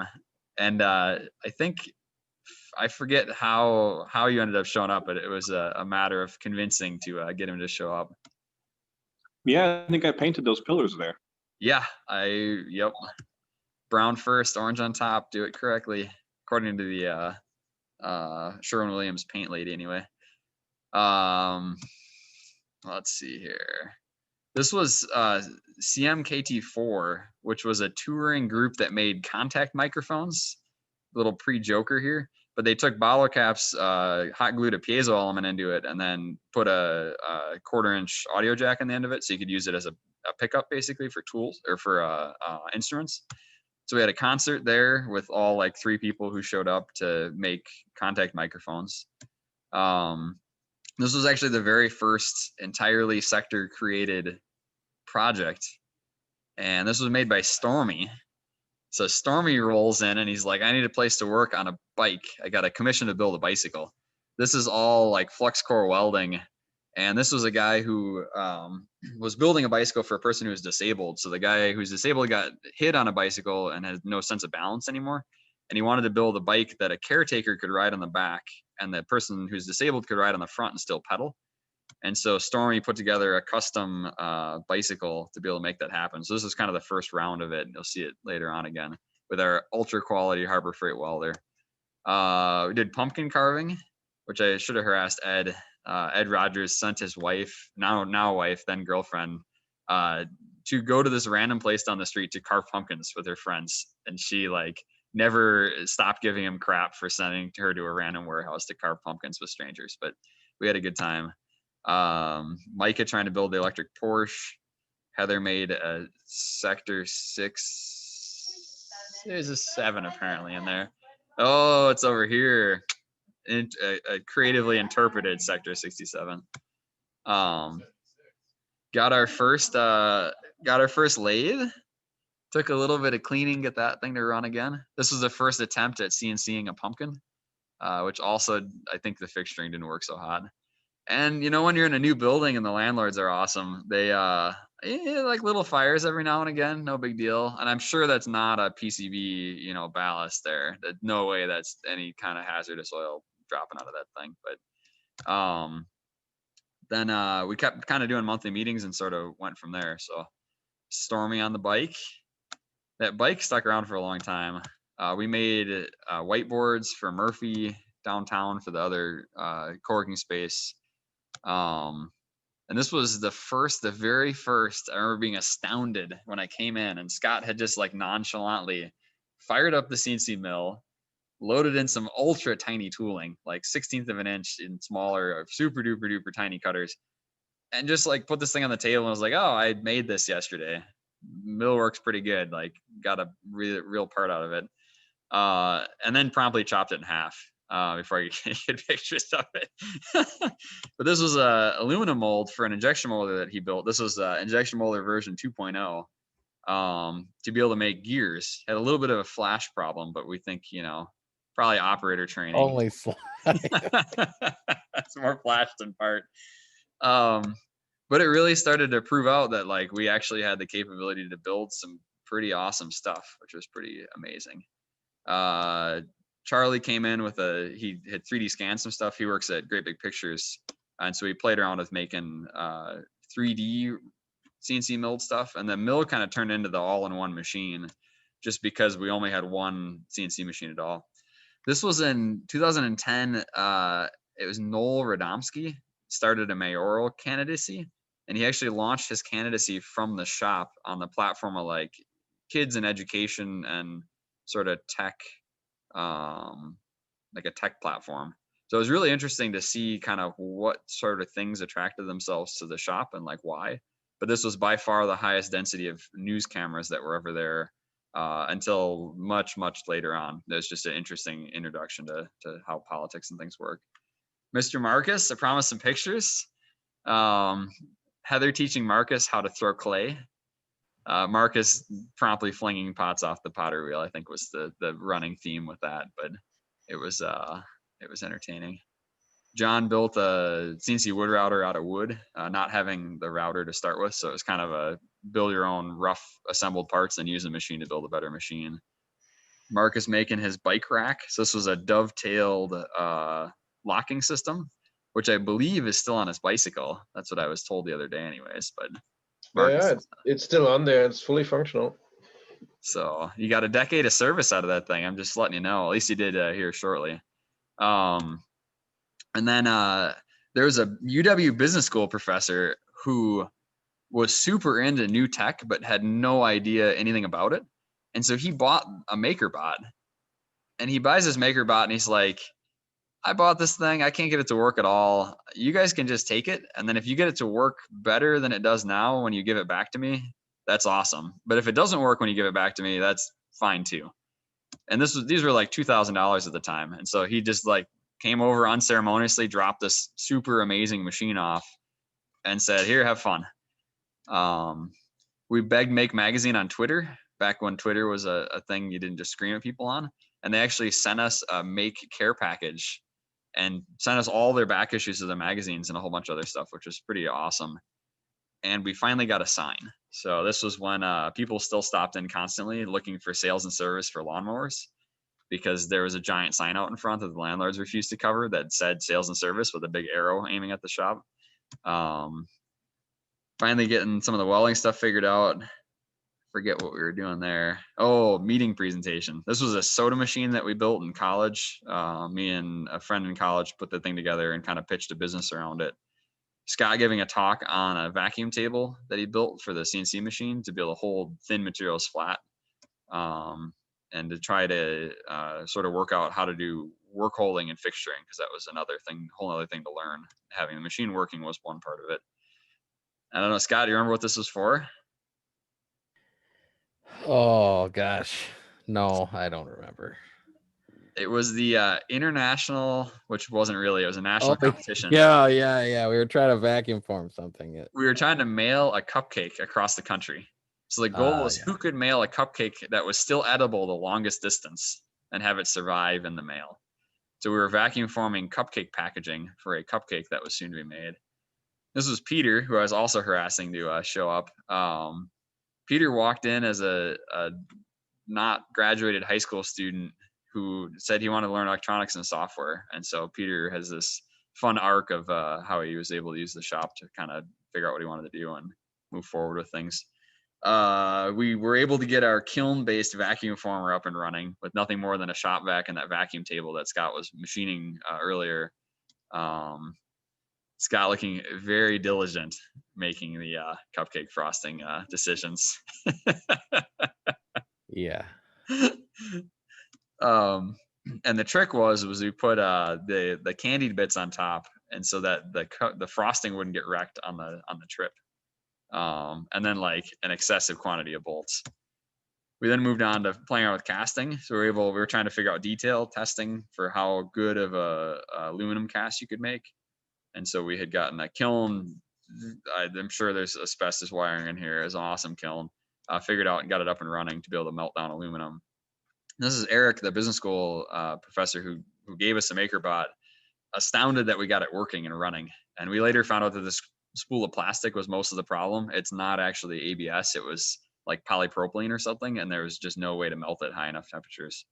Landlord doing a great job taking away snow. We got buried that year.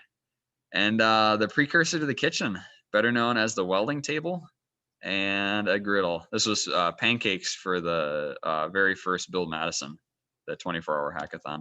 So we had people come in and make all kinds of cool stuff. Davi in the background.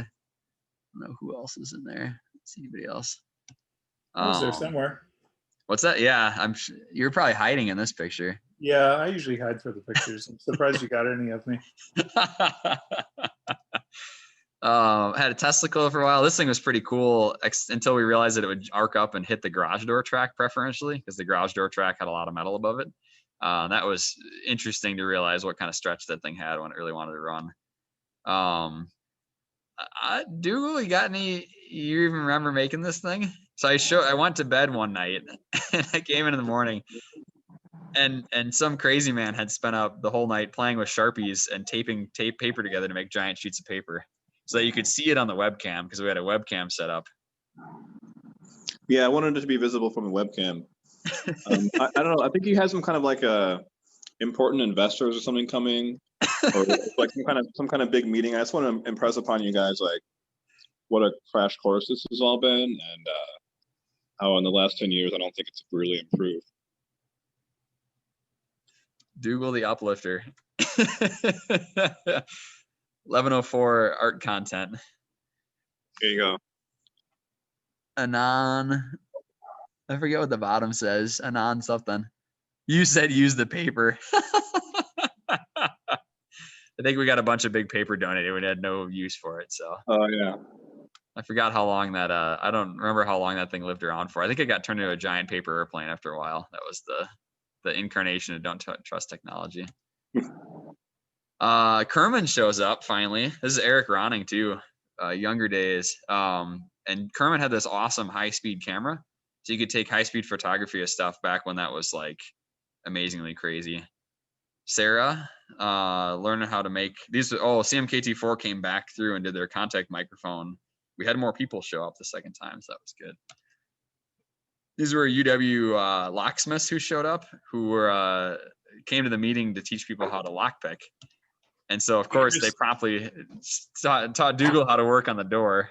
Hey. All right. Hey, Chris. Yeah. Just to link a couple things together, that high speed, one of the things we did is a high speed of the MakerBot actually printing. And it was amazing how inaccurate it was and still made pretty decent parts. But I mean, it was wobbling all over the place. It was amazing, the high speed of that. Yeah, I think we high speeded anything that even remotely moved in the shop, having a high speed camera, because this was before the days of high speed all over YouTube. So it was amazing. The problem is when you're running that thing, like 2 seconds of film is like 10 minutes of film, because it's taking so many frames to watch it in any reasonable speed. So this was Dougal's pitch for Fixworks. Let's get rich, yo. Didn't work. Didn't end up panning out. That's all right. Most startups don't, but they're fun. It wasn't a compelling business plan. Learn how to pick little tiny master locks. And then Dennis shows up again, only bringing his MakerBot. We had 3 MakerBots in one spot, which was, again, at the time, mind-blowing that you'd have so many 3D printers in one spot. And I think this was the day you guys were playing around with the high-speed photography. Yes, it was. With all of the amazing parts. And again, in hindsight, all the parts are like not amazingly amazing at the time, but they were amazing at the time, but not amazing by today's standards. It's the stuff we take for granted and things working. we had gotten our stuff set up. This was Corinne and Scott Stats making ferrofluids. So Scott rolls in with diesel, kerosene, Micker toner cartridge, particles, a whole bunch of iron filings, and whatever else they could come up with, trying to make ferrofluids and seeing what they could do. So depth camera back in the day when the Kinect was first came out, playing around with that stuff. Sarah making her ridiculously intricate beaded tabletops. Dougal, thought you'd like this one. What the hell?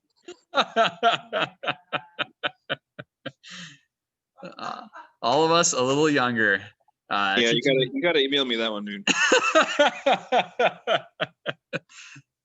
You'd been warned prior to this. Scott was warned as well, so I don't feel bad at all. Yeah, this is what happens when you let an IRC lurker in. This was the what the hell is the company? Alex McLeese works for it. They do, yeah, Mandalay. They do laser road scanning. So these are all laser cameras and stuff. And what was funny is they now have way bigger warnings on the backs of these things because people love to run into them. And it's really easy to do the insurance claims because they have like 36 cameras aiming backwards and LiDAR to tell exactly how fast the vehicle was hauling ass right into the back of the LiDAR sensor that's like 10 grand. But yeah, it was pretty neat anyway. He had the test vehicle showing up. Scott making chicken, I think. Was this chicken going on in the, I think it was an aluminum casting. And tandoori chicken, I thought. The orange, you know, Yeah. all the curry. Yeah, we were casting the plates, I think, for the side boxes for the casting pattern box. This was Tony Capella, Anton Capella from 5 Nines, helping us out, making the internet not suck, which was awesome. We got some donated VFDs, and apparently we're comparing them to the slice of pizza. So it's, you know, roughly a pizza slice size. This was James Carlson out in Milwaukee. Milwaukee had a space called Bucket Works, and Bucket Works had actually been around like for probably close to 5 years or so before 2010. So they were in like 2005-ish. They predated Noisebridge as kind of like a collective space. Definitely like a mix more leaning towards like co-working space. But I had emailed Matt when I was first starting and trying to figure out how to get going. It was interesting to see that stuff. And then we finally started to see commercial stuff kick in. This was 2011, and Red Bull had put out this challenge to say, hey, if anybody wants to hack our stuff, we'll mail you a thing.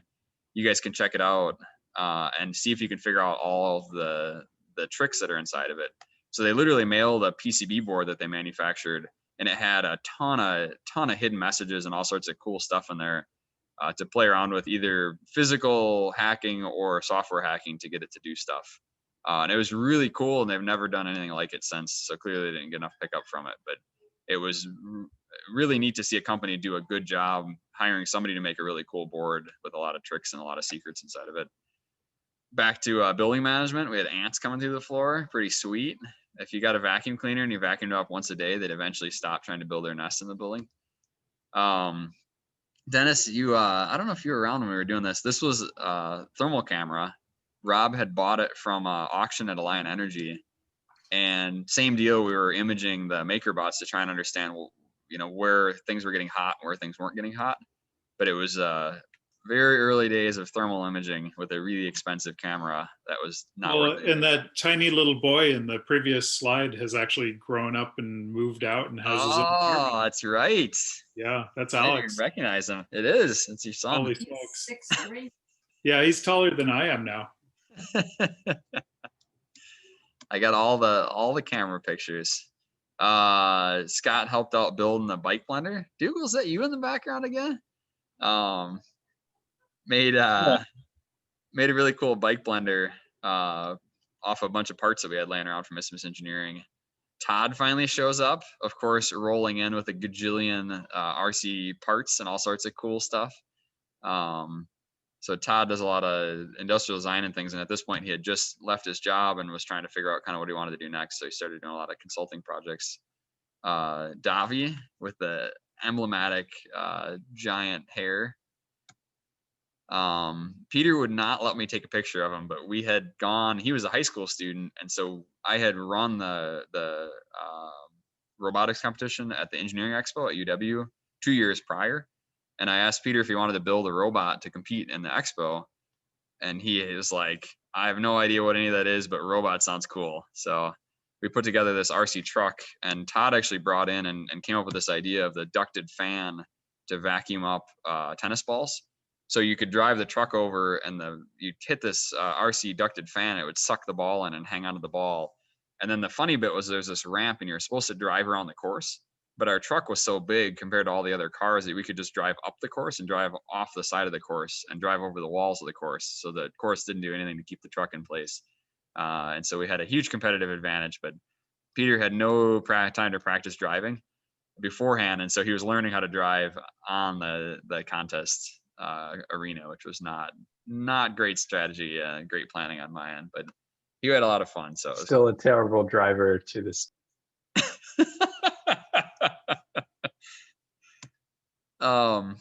This was a contest to build an open source. There's a great global hacker competition around building an open source weather system. So we had clearly fueled by beer, spent the whole night trying to figure out how to put together a weather system to be able to capture basic weather data with using things that were available at like a hardware store, not off the shelf stuff. So had some fun doing that. Back to building maintenance and management. If you don't clear the drains, your parking lot will flood, and then eventually the water will come through the building, astoundingly. So we had a lot of fun with all the brooms sweeping water through the building and making a river running through the building from the railroad track to the drain out in front. This was the very beginnings of the Power Wheels Racing Series. This is Tim Scythe, who ended up running, I think he still is running the co-working space over in Milwaukee. He kind of took over Buckerworks for a while. Buckerworks folded, and then he opened up a co-working space there. Peter learned how to drive the Segway. So Todd had this sweet Segway, and Peter was astoundingly distracted, and so I finally got a picture of him. This was a Ford Ranger ripped apart in the background. That thing sat around for quite a while because it had no transmission or no head gaskets. That's what it was. So Dougal finally put the hammer down and said, we're going to fix the head gaskets this weekend, and got the truck up and running again. And yes, the snack table has not moved, Sarah. That's been a feature for a long time. Big Tim showed up. Big Tim with his art and no beard, which is by far the strangest feature of Big Tim not having a beard is crazy to see. So another building maintenance item, Markus, this is particularly relevant. You could take notes on how a fan will melt down and blow up, your exhaust fan anyway, if your capacitor gets old and overheated. So I forget what happened, but again, the magic smoke got let out of our capacitor in a little more dramatic way on our roof vent. So I think I went up to get the roof vent working, and this is what we found up there, if I remember right. But yeah, we ended up getting that figured out. This was out in Kansas City. We started doing the Power Wheels Racing Series. We went Kansas City, New York,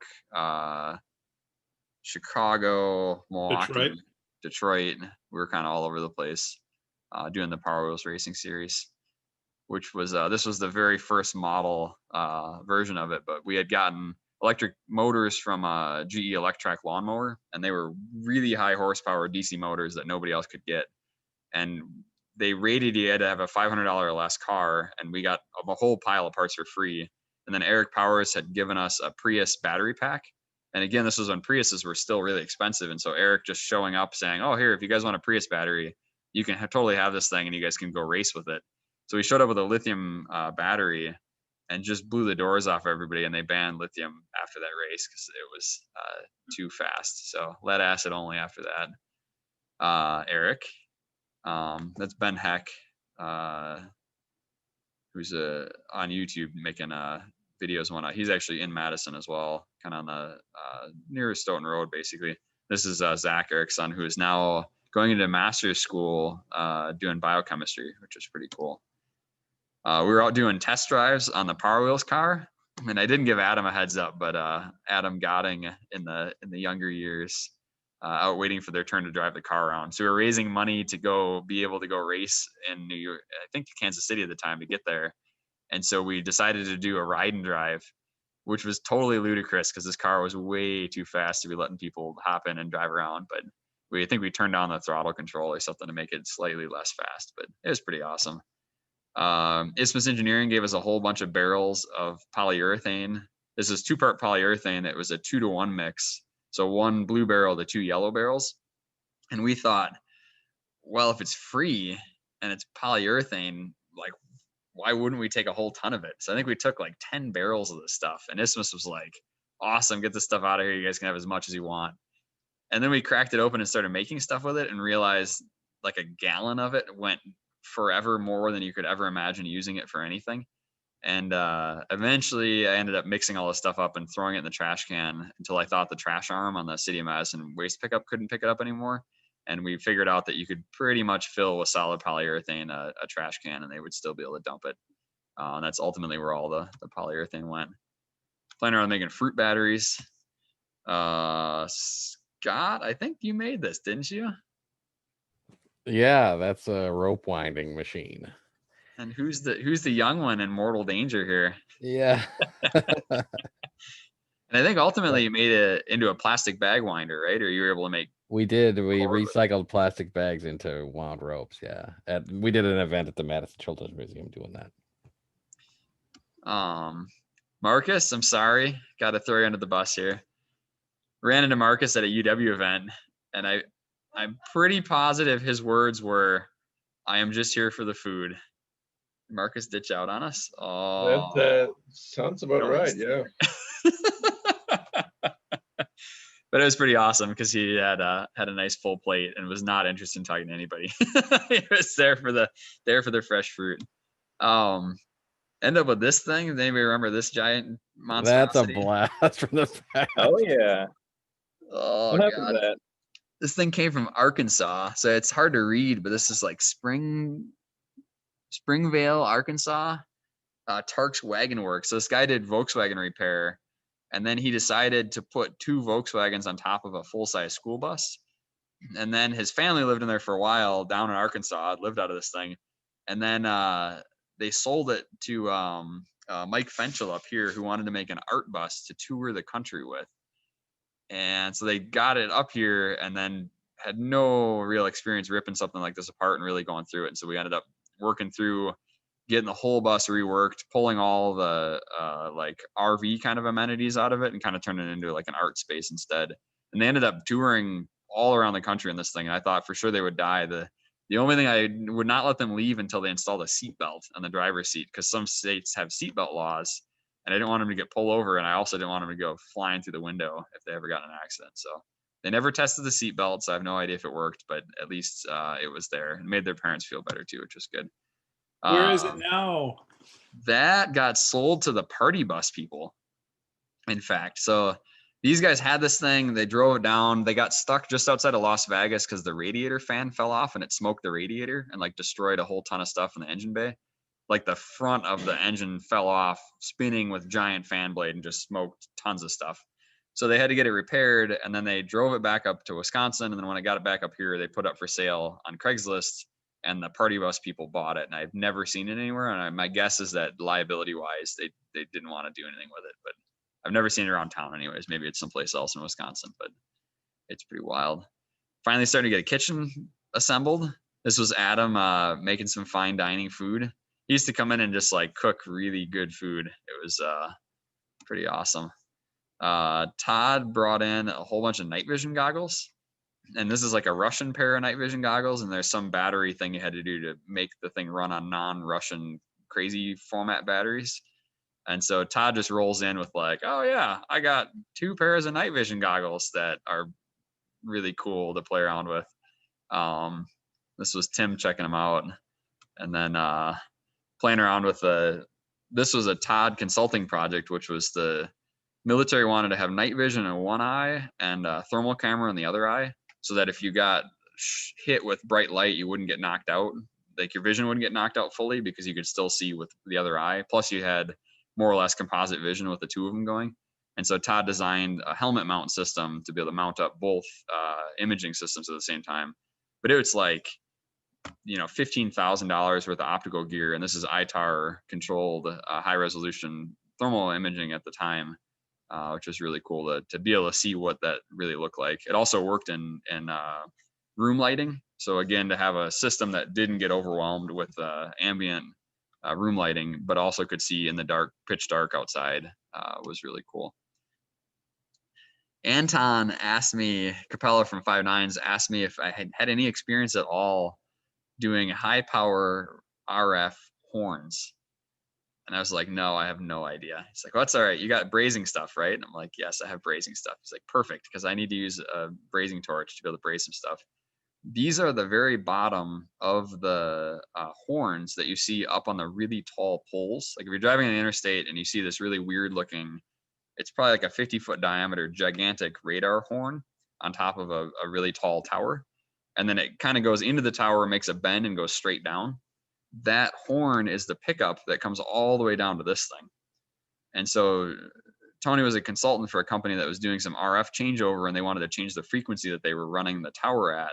And so they needed a new waveguide. And so he was brazing up a brass sleeve on the bottom of this copper waveguide that he had plated and manufactured, which again is like, it's like a $5,000 per horn, but it doesn't matter because they have to build it one time and then never do anything with it again once it's installed. So it's just a cool project.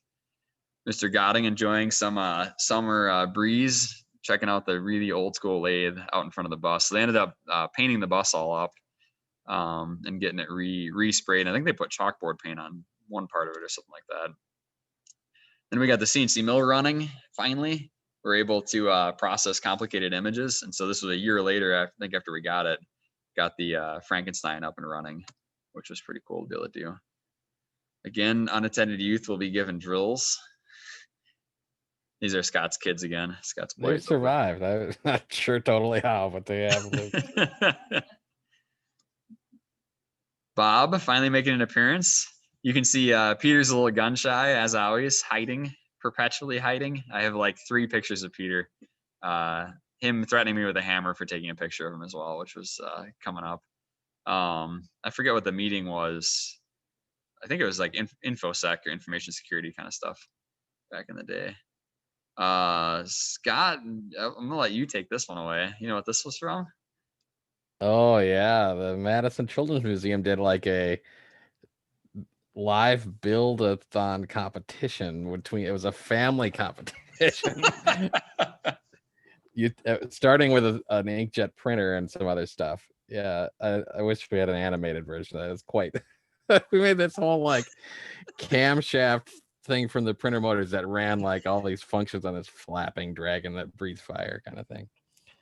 So they chopped up, these are like floor buffer pads, and then the motor runs the cam system. That's these coat hanger wires to run this, and then I think the dragon head flips up and down. I probably have a video of that somewhere, but yeah, it was a fun experiment for I think both the Children's Museum and for Scott's family. The Children's Museum was trying to play test it to find out like how feasible it was to bring in an average family, not a Scott Haas family with, you know, Scott's mechanical wizardry on board. And they figured out that it would fall flat on its face if you tried. It's kind of a non-super mechanical person trying to help out with it, because I think Scott ended up helping build the other team's entry as well. They did pretty good too, actually. They won the award. Scott, do you still have this somewhere in your house?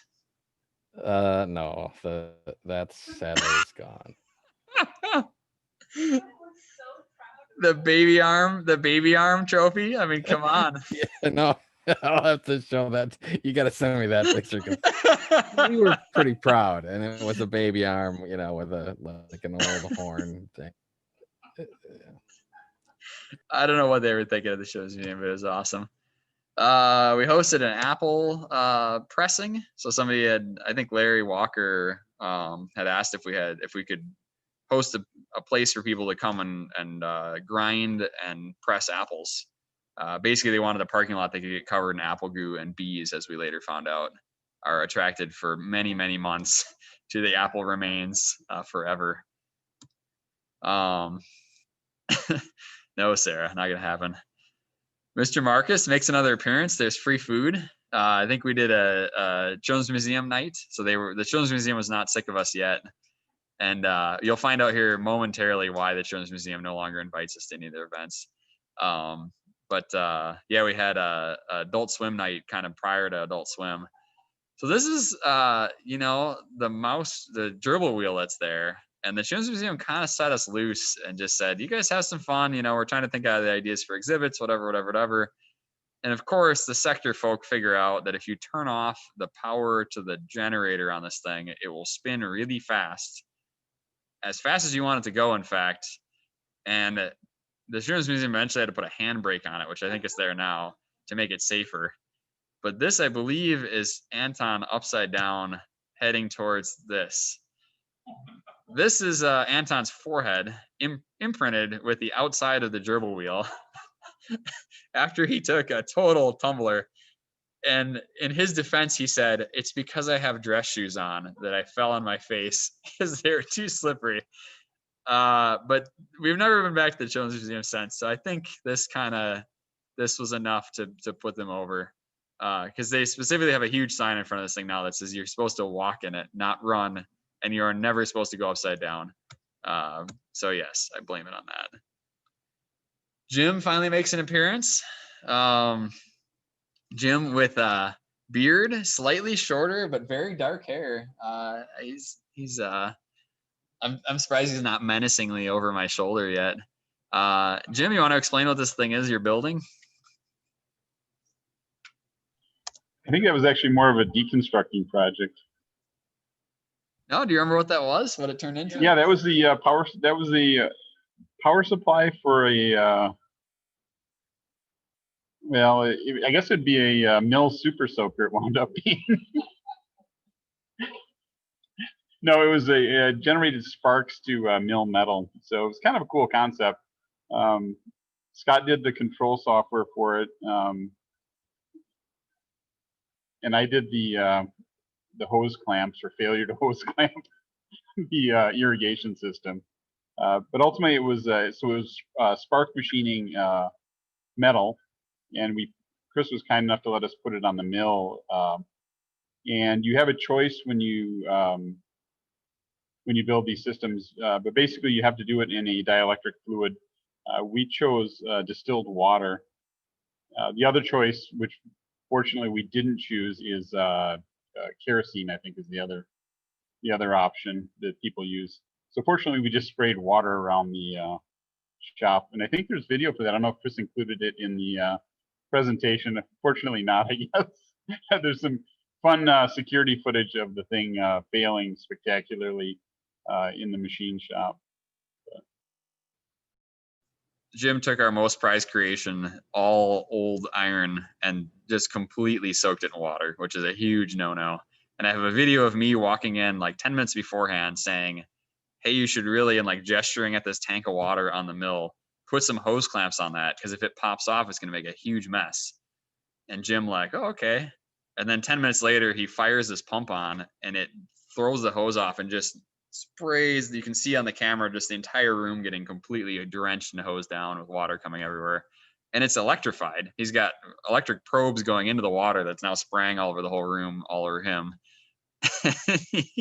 He flips his shirt up over his face, pulls his shirt down to wipe his face off, and then goes, what the fuck? Yeah, it was entertaining. Dougal again. I think it's something like 90 volts DC too, so it's a pretty exciting amount of energy. Yeah, it would not have been a good. You would have got locked on at the 90 volts coming out of the thing, and there was zero GFI anything interlock whatsoever. This was Jack's Volkswagen bus. He brought it here all the way from Boston, and now has driven it out to California, where I think it lives now. It might actually be back in Boston again, if I remember right. Heather looking awfully concerned at the very first. Madison soup. So we did soup, salad, and bread for $10, and all the proceeds of the meal went to Madison Ideas. So people came, pitched ideas, and then we made food. And as of this week, past week actually, we could now start to host this event again post-COVID, as we now own a commercial kitchen hood that needs to be installed and permitted and all that kind of crap. But we have a hood that we picked up from Michael's Frozen Custard on Monroe Street that Jim and Davey and I went and took down.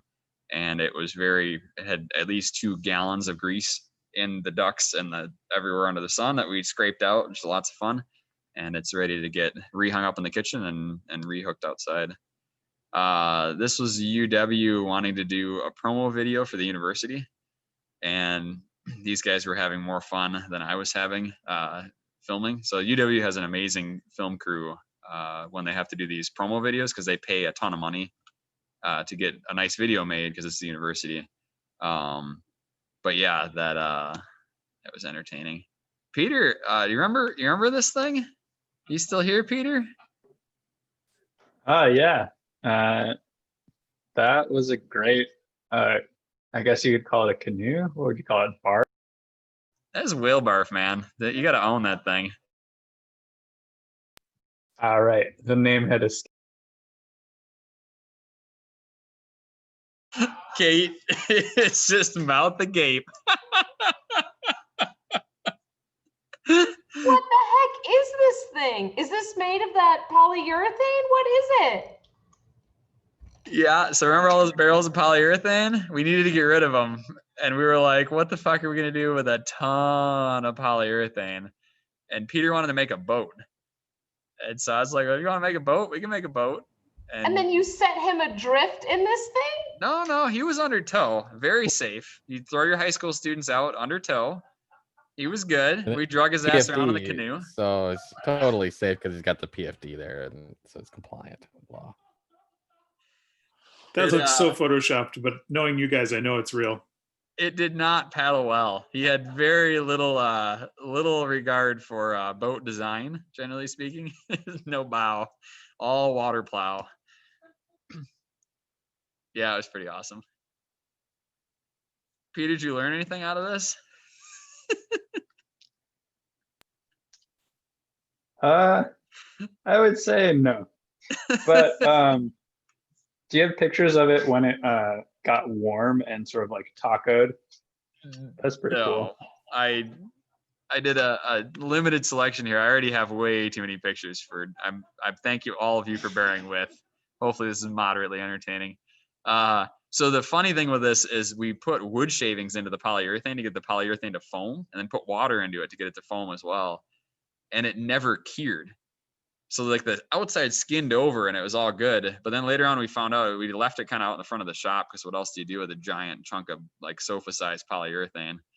And it turned out that it was still sort of curing ish, and it started like gooing out the side of it. When we went to cut it up, the sawzall just stopped dead because the thing had no power to tear through the uncured polyurethane that was everywhere on the inside of it. So it was a good lesson in like mixing. I think we learned a lot about needing to mix things sufficiently and not sufficiently mixing this thing. But it was fun anyway. I'm sure the watershed medicine is still contaminated, and we're not gonna worry about it. Little uncured resin in the water, no big deal. This was a project for the Environmental Student Prize. Jack Bolin now works at a design firm doing engineering, but the idea here was to be able to pedal a bicycle. I hope Mark is still here. This is like totally up Mark's alley. So the problem is in a lot of third world countries where you don't have ready access to water, people spend a large portion of their day literally walking to a reservoir, gathering water, a pump or a well, and carrying it home. And so the goal was could you build a bicycle powered pump and a bicycle enabled transportation for water that could be built out of only bicycles? So nothing besides bicycle parts. So you could tear apart 2 bicycles, turn it into one 3-wheeled bicycle. And if you backpedaled, you'd power a pump by backpedaling when you got there. And then if you front pedaled, you'd pedal the bike wherever you wanted to go. And so Jack put this thing together and got it working. This was probably like 1 a.m, the night before the competition. And he was transporting it down to go bring it to where he had to show it off the next day. So had some fun putting that thing together. This was the later on version of Soup. Mr. Mark Patak here, front and center. I don't know if anybody else is going to embarrass anybody else. I think that was it. But we had some fun getting Soup a little bit more legit. This is Isaac Gurgis, who's down in Austin, Texas now. And this was looking at radiation. So this was a radiation cloud chamber. So we had alcohol vapor really near the condensation temperature, and then the radiation from either thoriated tungsten or a little uranium marble will get the alcohol to condense into vapor when the radiation flies through it. So we were using the old school projector just to get a uniform light source to be able to see it, which is pretty cool. Then we were doing, oh, there's Peter. Oh, where's my other picture? Out of order. We're using putting the roof to good use. Oh, all my Peter fun pictures. All right, we'll go back. We were watching the solar eclipse from up on the roof. So got Big Tim up there and Heather and the rest of the crazy crew. Jim was the only one smart enough to sit in the asphalt roof that probably didn't collapse. The rest of it was certainly susceptible. Peter barefoot machining. Yeah, you could never get the kid to wear any goddamn shoes. Never complained about getting metal shavings in his feet though. So, and I think we were drilling out. Oh, we were fixing your exhaust on your car. So Peter got this sweet first car. Had to promptly fix it.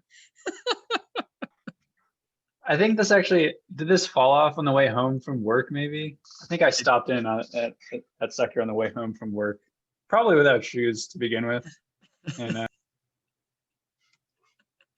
Scott giving us his best posture here, getting the mill running. I have no idea what we were doing, but something entertaining. No explanation. Peter also welding barefoot, one-armed. I'm amazed I got him to put on a face shield to do anything useful there. But yeah, putting the exhaust back up on your car. The car always had a faint odor, Peter. Do you remember what that odor was? There's always like a smell to it. dirty boots. No, I don't think it was dirty boots. Something else, I forget, like packets, maybe squares, green square. Anyway, I don't know. This was our first iteration of the garden out and back. We put together rain barrels, and there's a picture somewhere of Heather with this garden, and it got picked up by like Wisconsin Public Radio as a sample of a community garden, because I had put it out somewhere online as an open source Creative Commons picture. So it's pretty hilarious because somebody searched for community garden and found this picture and put it up of our glorious community garden. Bob helping out with the maker ships. So this was the smoke detecting fan. So the idea was the high school students came in with ideas, and then people at the shop would help them build the idea out. So this lady had the girl had neighbors who like to barbecue all the time, and so they wanted to make it so that if smoke wafted in the window, then the fan would automatically turn on and blow the smoke back out again. And so Bob helped with that project. There's a bunch of different things. And then I don't know, Bob, do you remember what this was? Some kind of RF something. Where's Bob gone? No, I'm here. I think that's RF for the scoreboard. Oh yeah, it'd have been the remote, because you got the tiny remote in your hand. This was the receiver side. Yep. Probably to change states or something. So Bob made a portable scoreboard company, making courtside scoreboards if you had a sport where they wouldn't unlock the scoreboard for you, or you're out in a field someplace to be able to keep track of score really visibly. This is our next iteration of looking at real estate. Anybody want to know where this building was? East Wash.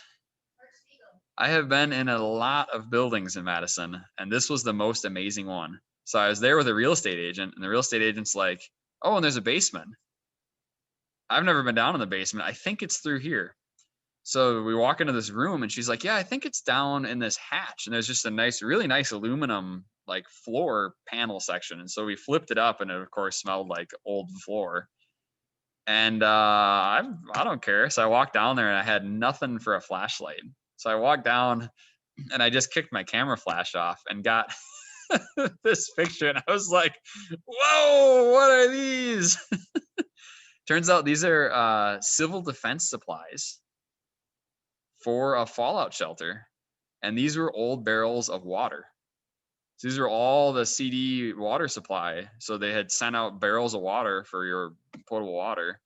And I don't know, at some point somebody let all the water loose and just left all the barrels there.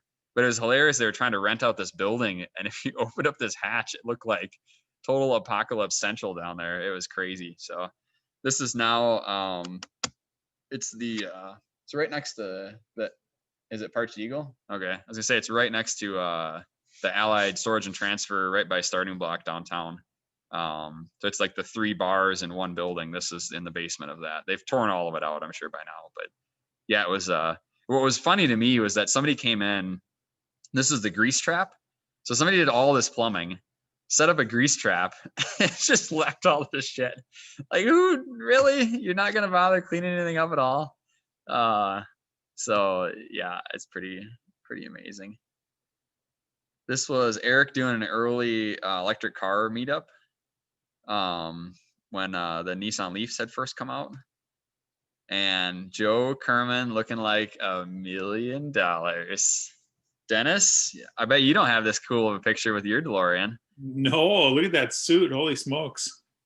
Kerman rolled up, and I forget where he was at, but I think Joe's dad owns this car, but he had it up in Madison anyways, and it's a real DeLorean, all stainless steel exterior, all legit. Very, very cool to see in person.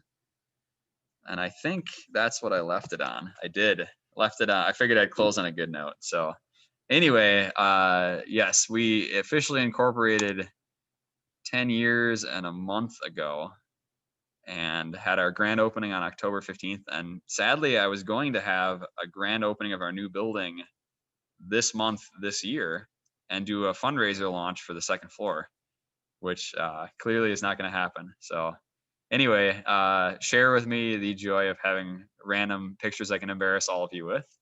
And hopefully we can do something fun next year and make it 11 years instead. Anybody got questions? That was awesome, Chris. Thank you very much. Yeah, cool, man. Yeah, thanks. 10 more years. Yeah. There's only a year and a half worth of embarrassing pictures. I do have more, and I wouldn't want to give everything I got away right off the bat here. So I'm sure I got more ammo somewhere in there. Peter, thanks for joining. I'm glad to embarrass you, hopefully slightly. Yeah, good to see you, Peter. I still have a hammer, Chris. You still gotta fly out there soon. Is that a threat? That's what you're saying? I don't know. You can call it what you like. Chris, is there any news on the building now, like construction progress or? Yeah, we made some good progress today. By we, I mean me, myself, and I. I called in an order for $800 in concrete from Lycon, and we poured our final footings for the deck. So we have all of the footings in the ground, and the deck footings did not collapse and implode or explode or anything else. So Scott, tell the boys, nice job. We are done digging holes. We should be done digging holes anymore. There are no more holes to dig. And we are probably run out of land to dig holes on. So we're getting close anyway. And then, so I poured those. I also poured a very nice walkout pad for the wood shop. So in the middle of winter, if you guys want to come and use the wood shop, hopefully we can keep the ice and snow and things off of it. So we've got a 6 foot by 4 foot landing outside of the wood shop door, which will be handy. And what else? I'll be working on getting the plans resubmitted coming up this week. The goal was last week, that didn't work out. So this coming week, hopefully with the plans redone. Scott and I are working on a variance request right now. Our deck is it's 40 inches wider than we're legally allowed on the south side. So we are submitting a variance to ask for the city to ignore International Building Code to be able to allow us to build a 96-inch wide deck rather than a 60-inch wide deck, because a 60-inch wide deck would not be very useful. So we have to submit a variance. We've previously submitted a variance for a very similar thing, so we didn't have to build fire-rated construction all along the south wall. And so I already talked to the fire department, and the fire department said that that will be just fine. This code is around fire spread, and so it would take the railroad going away, someone else building a building on the south side of our building really close to us, at which point our all steel deck would somehow spread fire to an adjacent building. So I'm not sure that it entirely makes sense, but apparently it's a possibility. On the 12th, if you guys all want to join me sitting outside, you certainly can. We will be spending $32,000. So you get $32,000 worth of entertainment. and we are digging in a 6-inch water main from the street to our building. Because in order to do kind of the next level of construction-y stuff, it turns out we need to have a full sprinkler system, not a partial sprinkler system. So we're going to spend $30,000 to put in a 6-inch water main into our building, and then another $46,000 to install sprinklers throughout the building. And a pandemic is a great time to be doing that because there's nobody here. So I'll be moving everything in every single room, and we'll be putting in piping and then putting it all back the way it was. So it'll be fun and entertaining, something to keep me busy.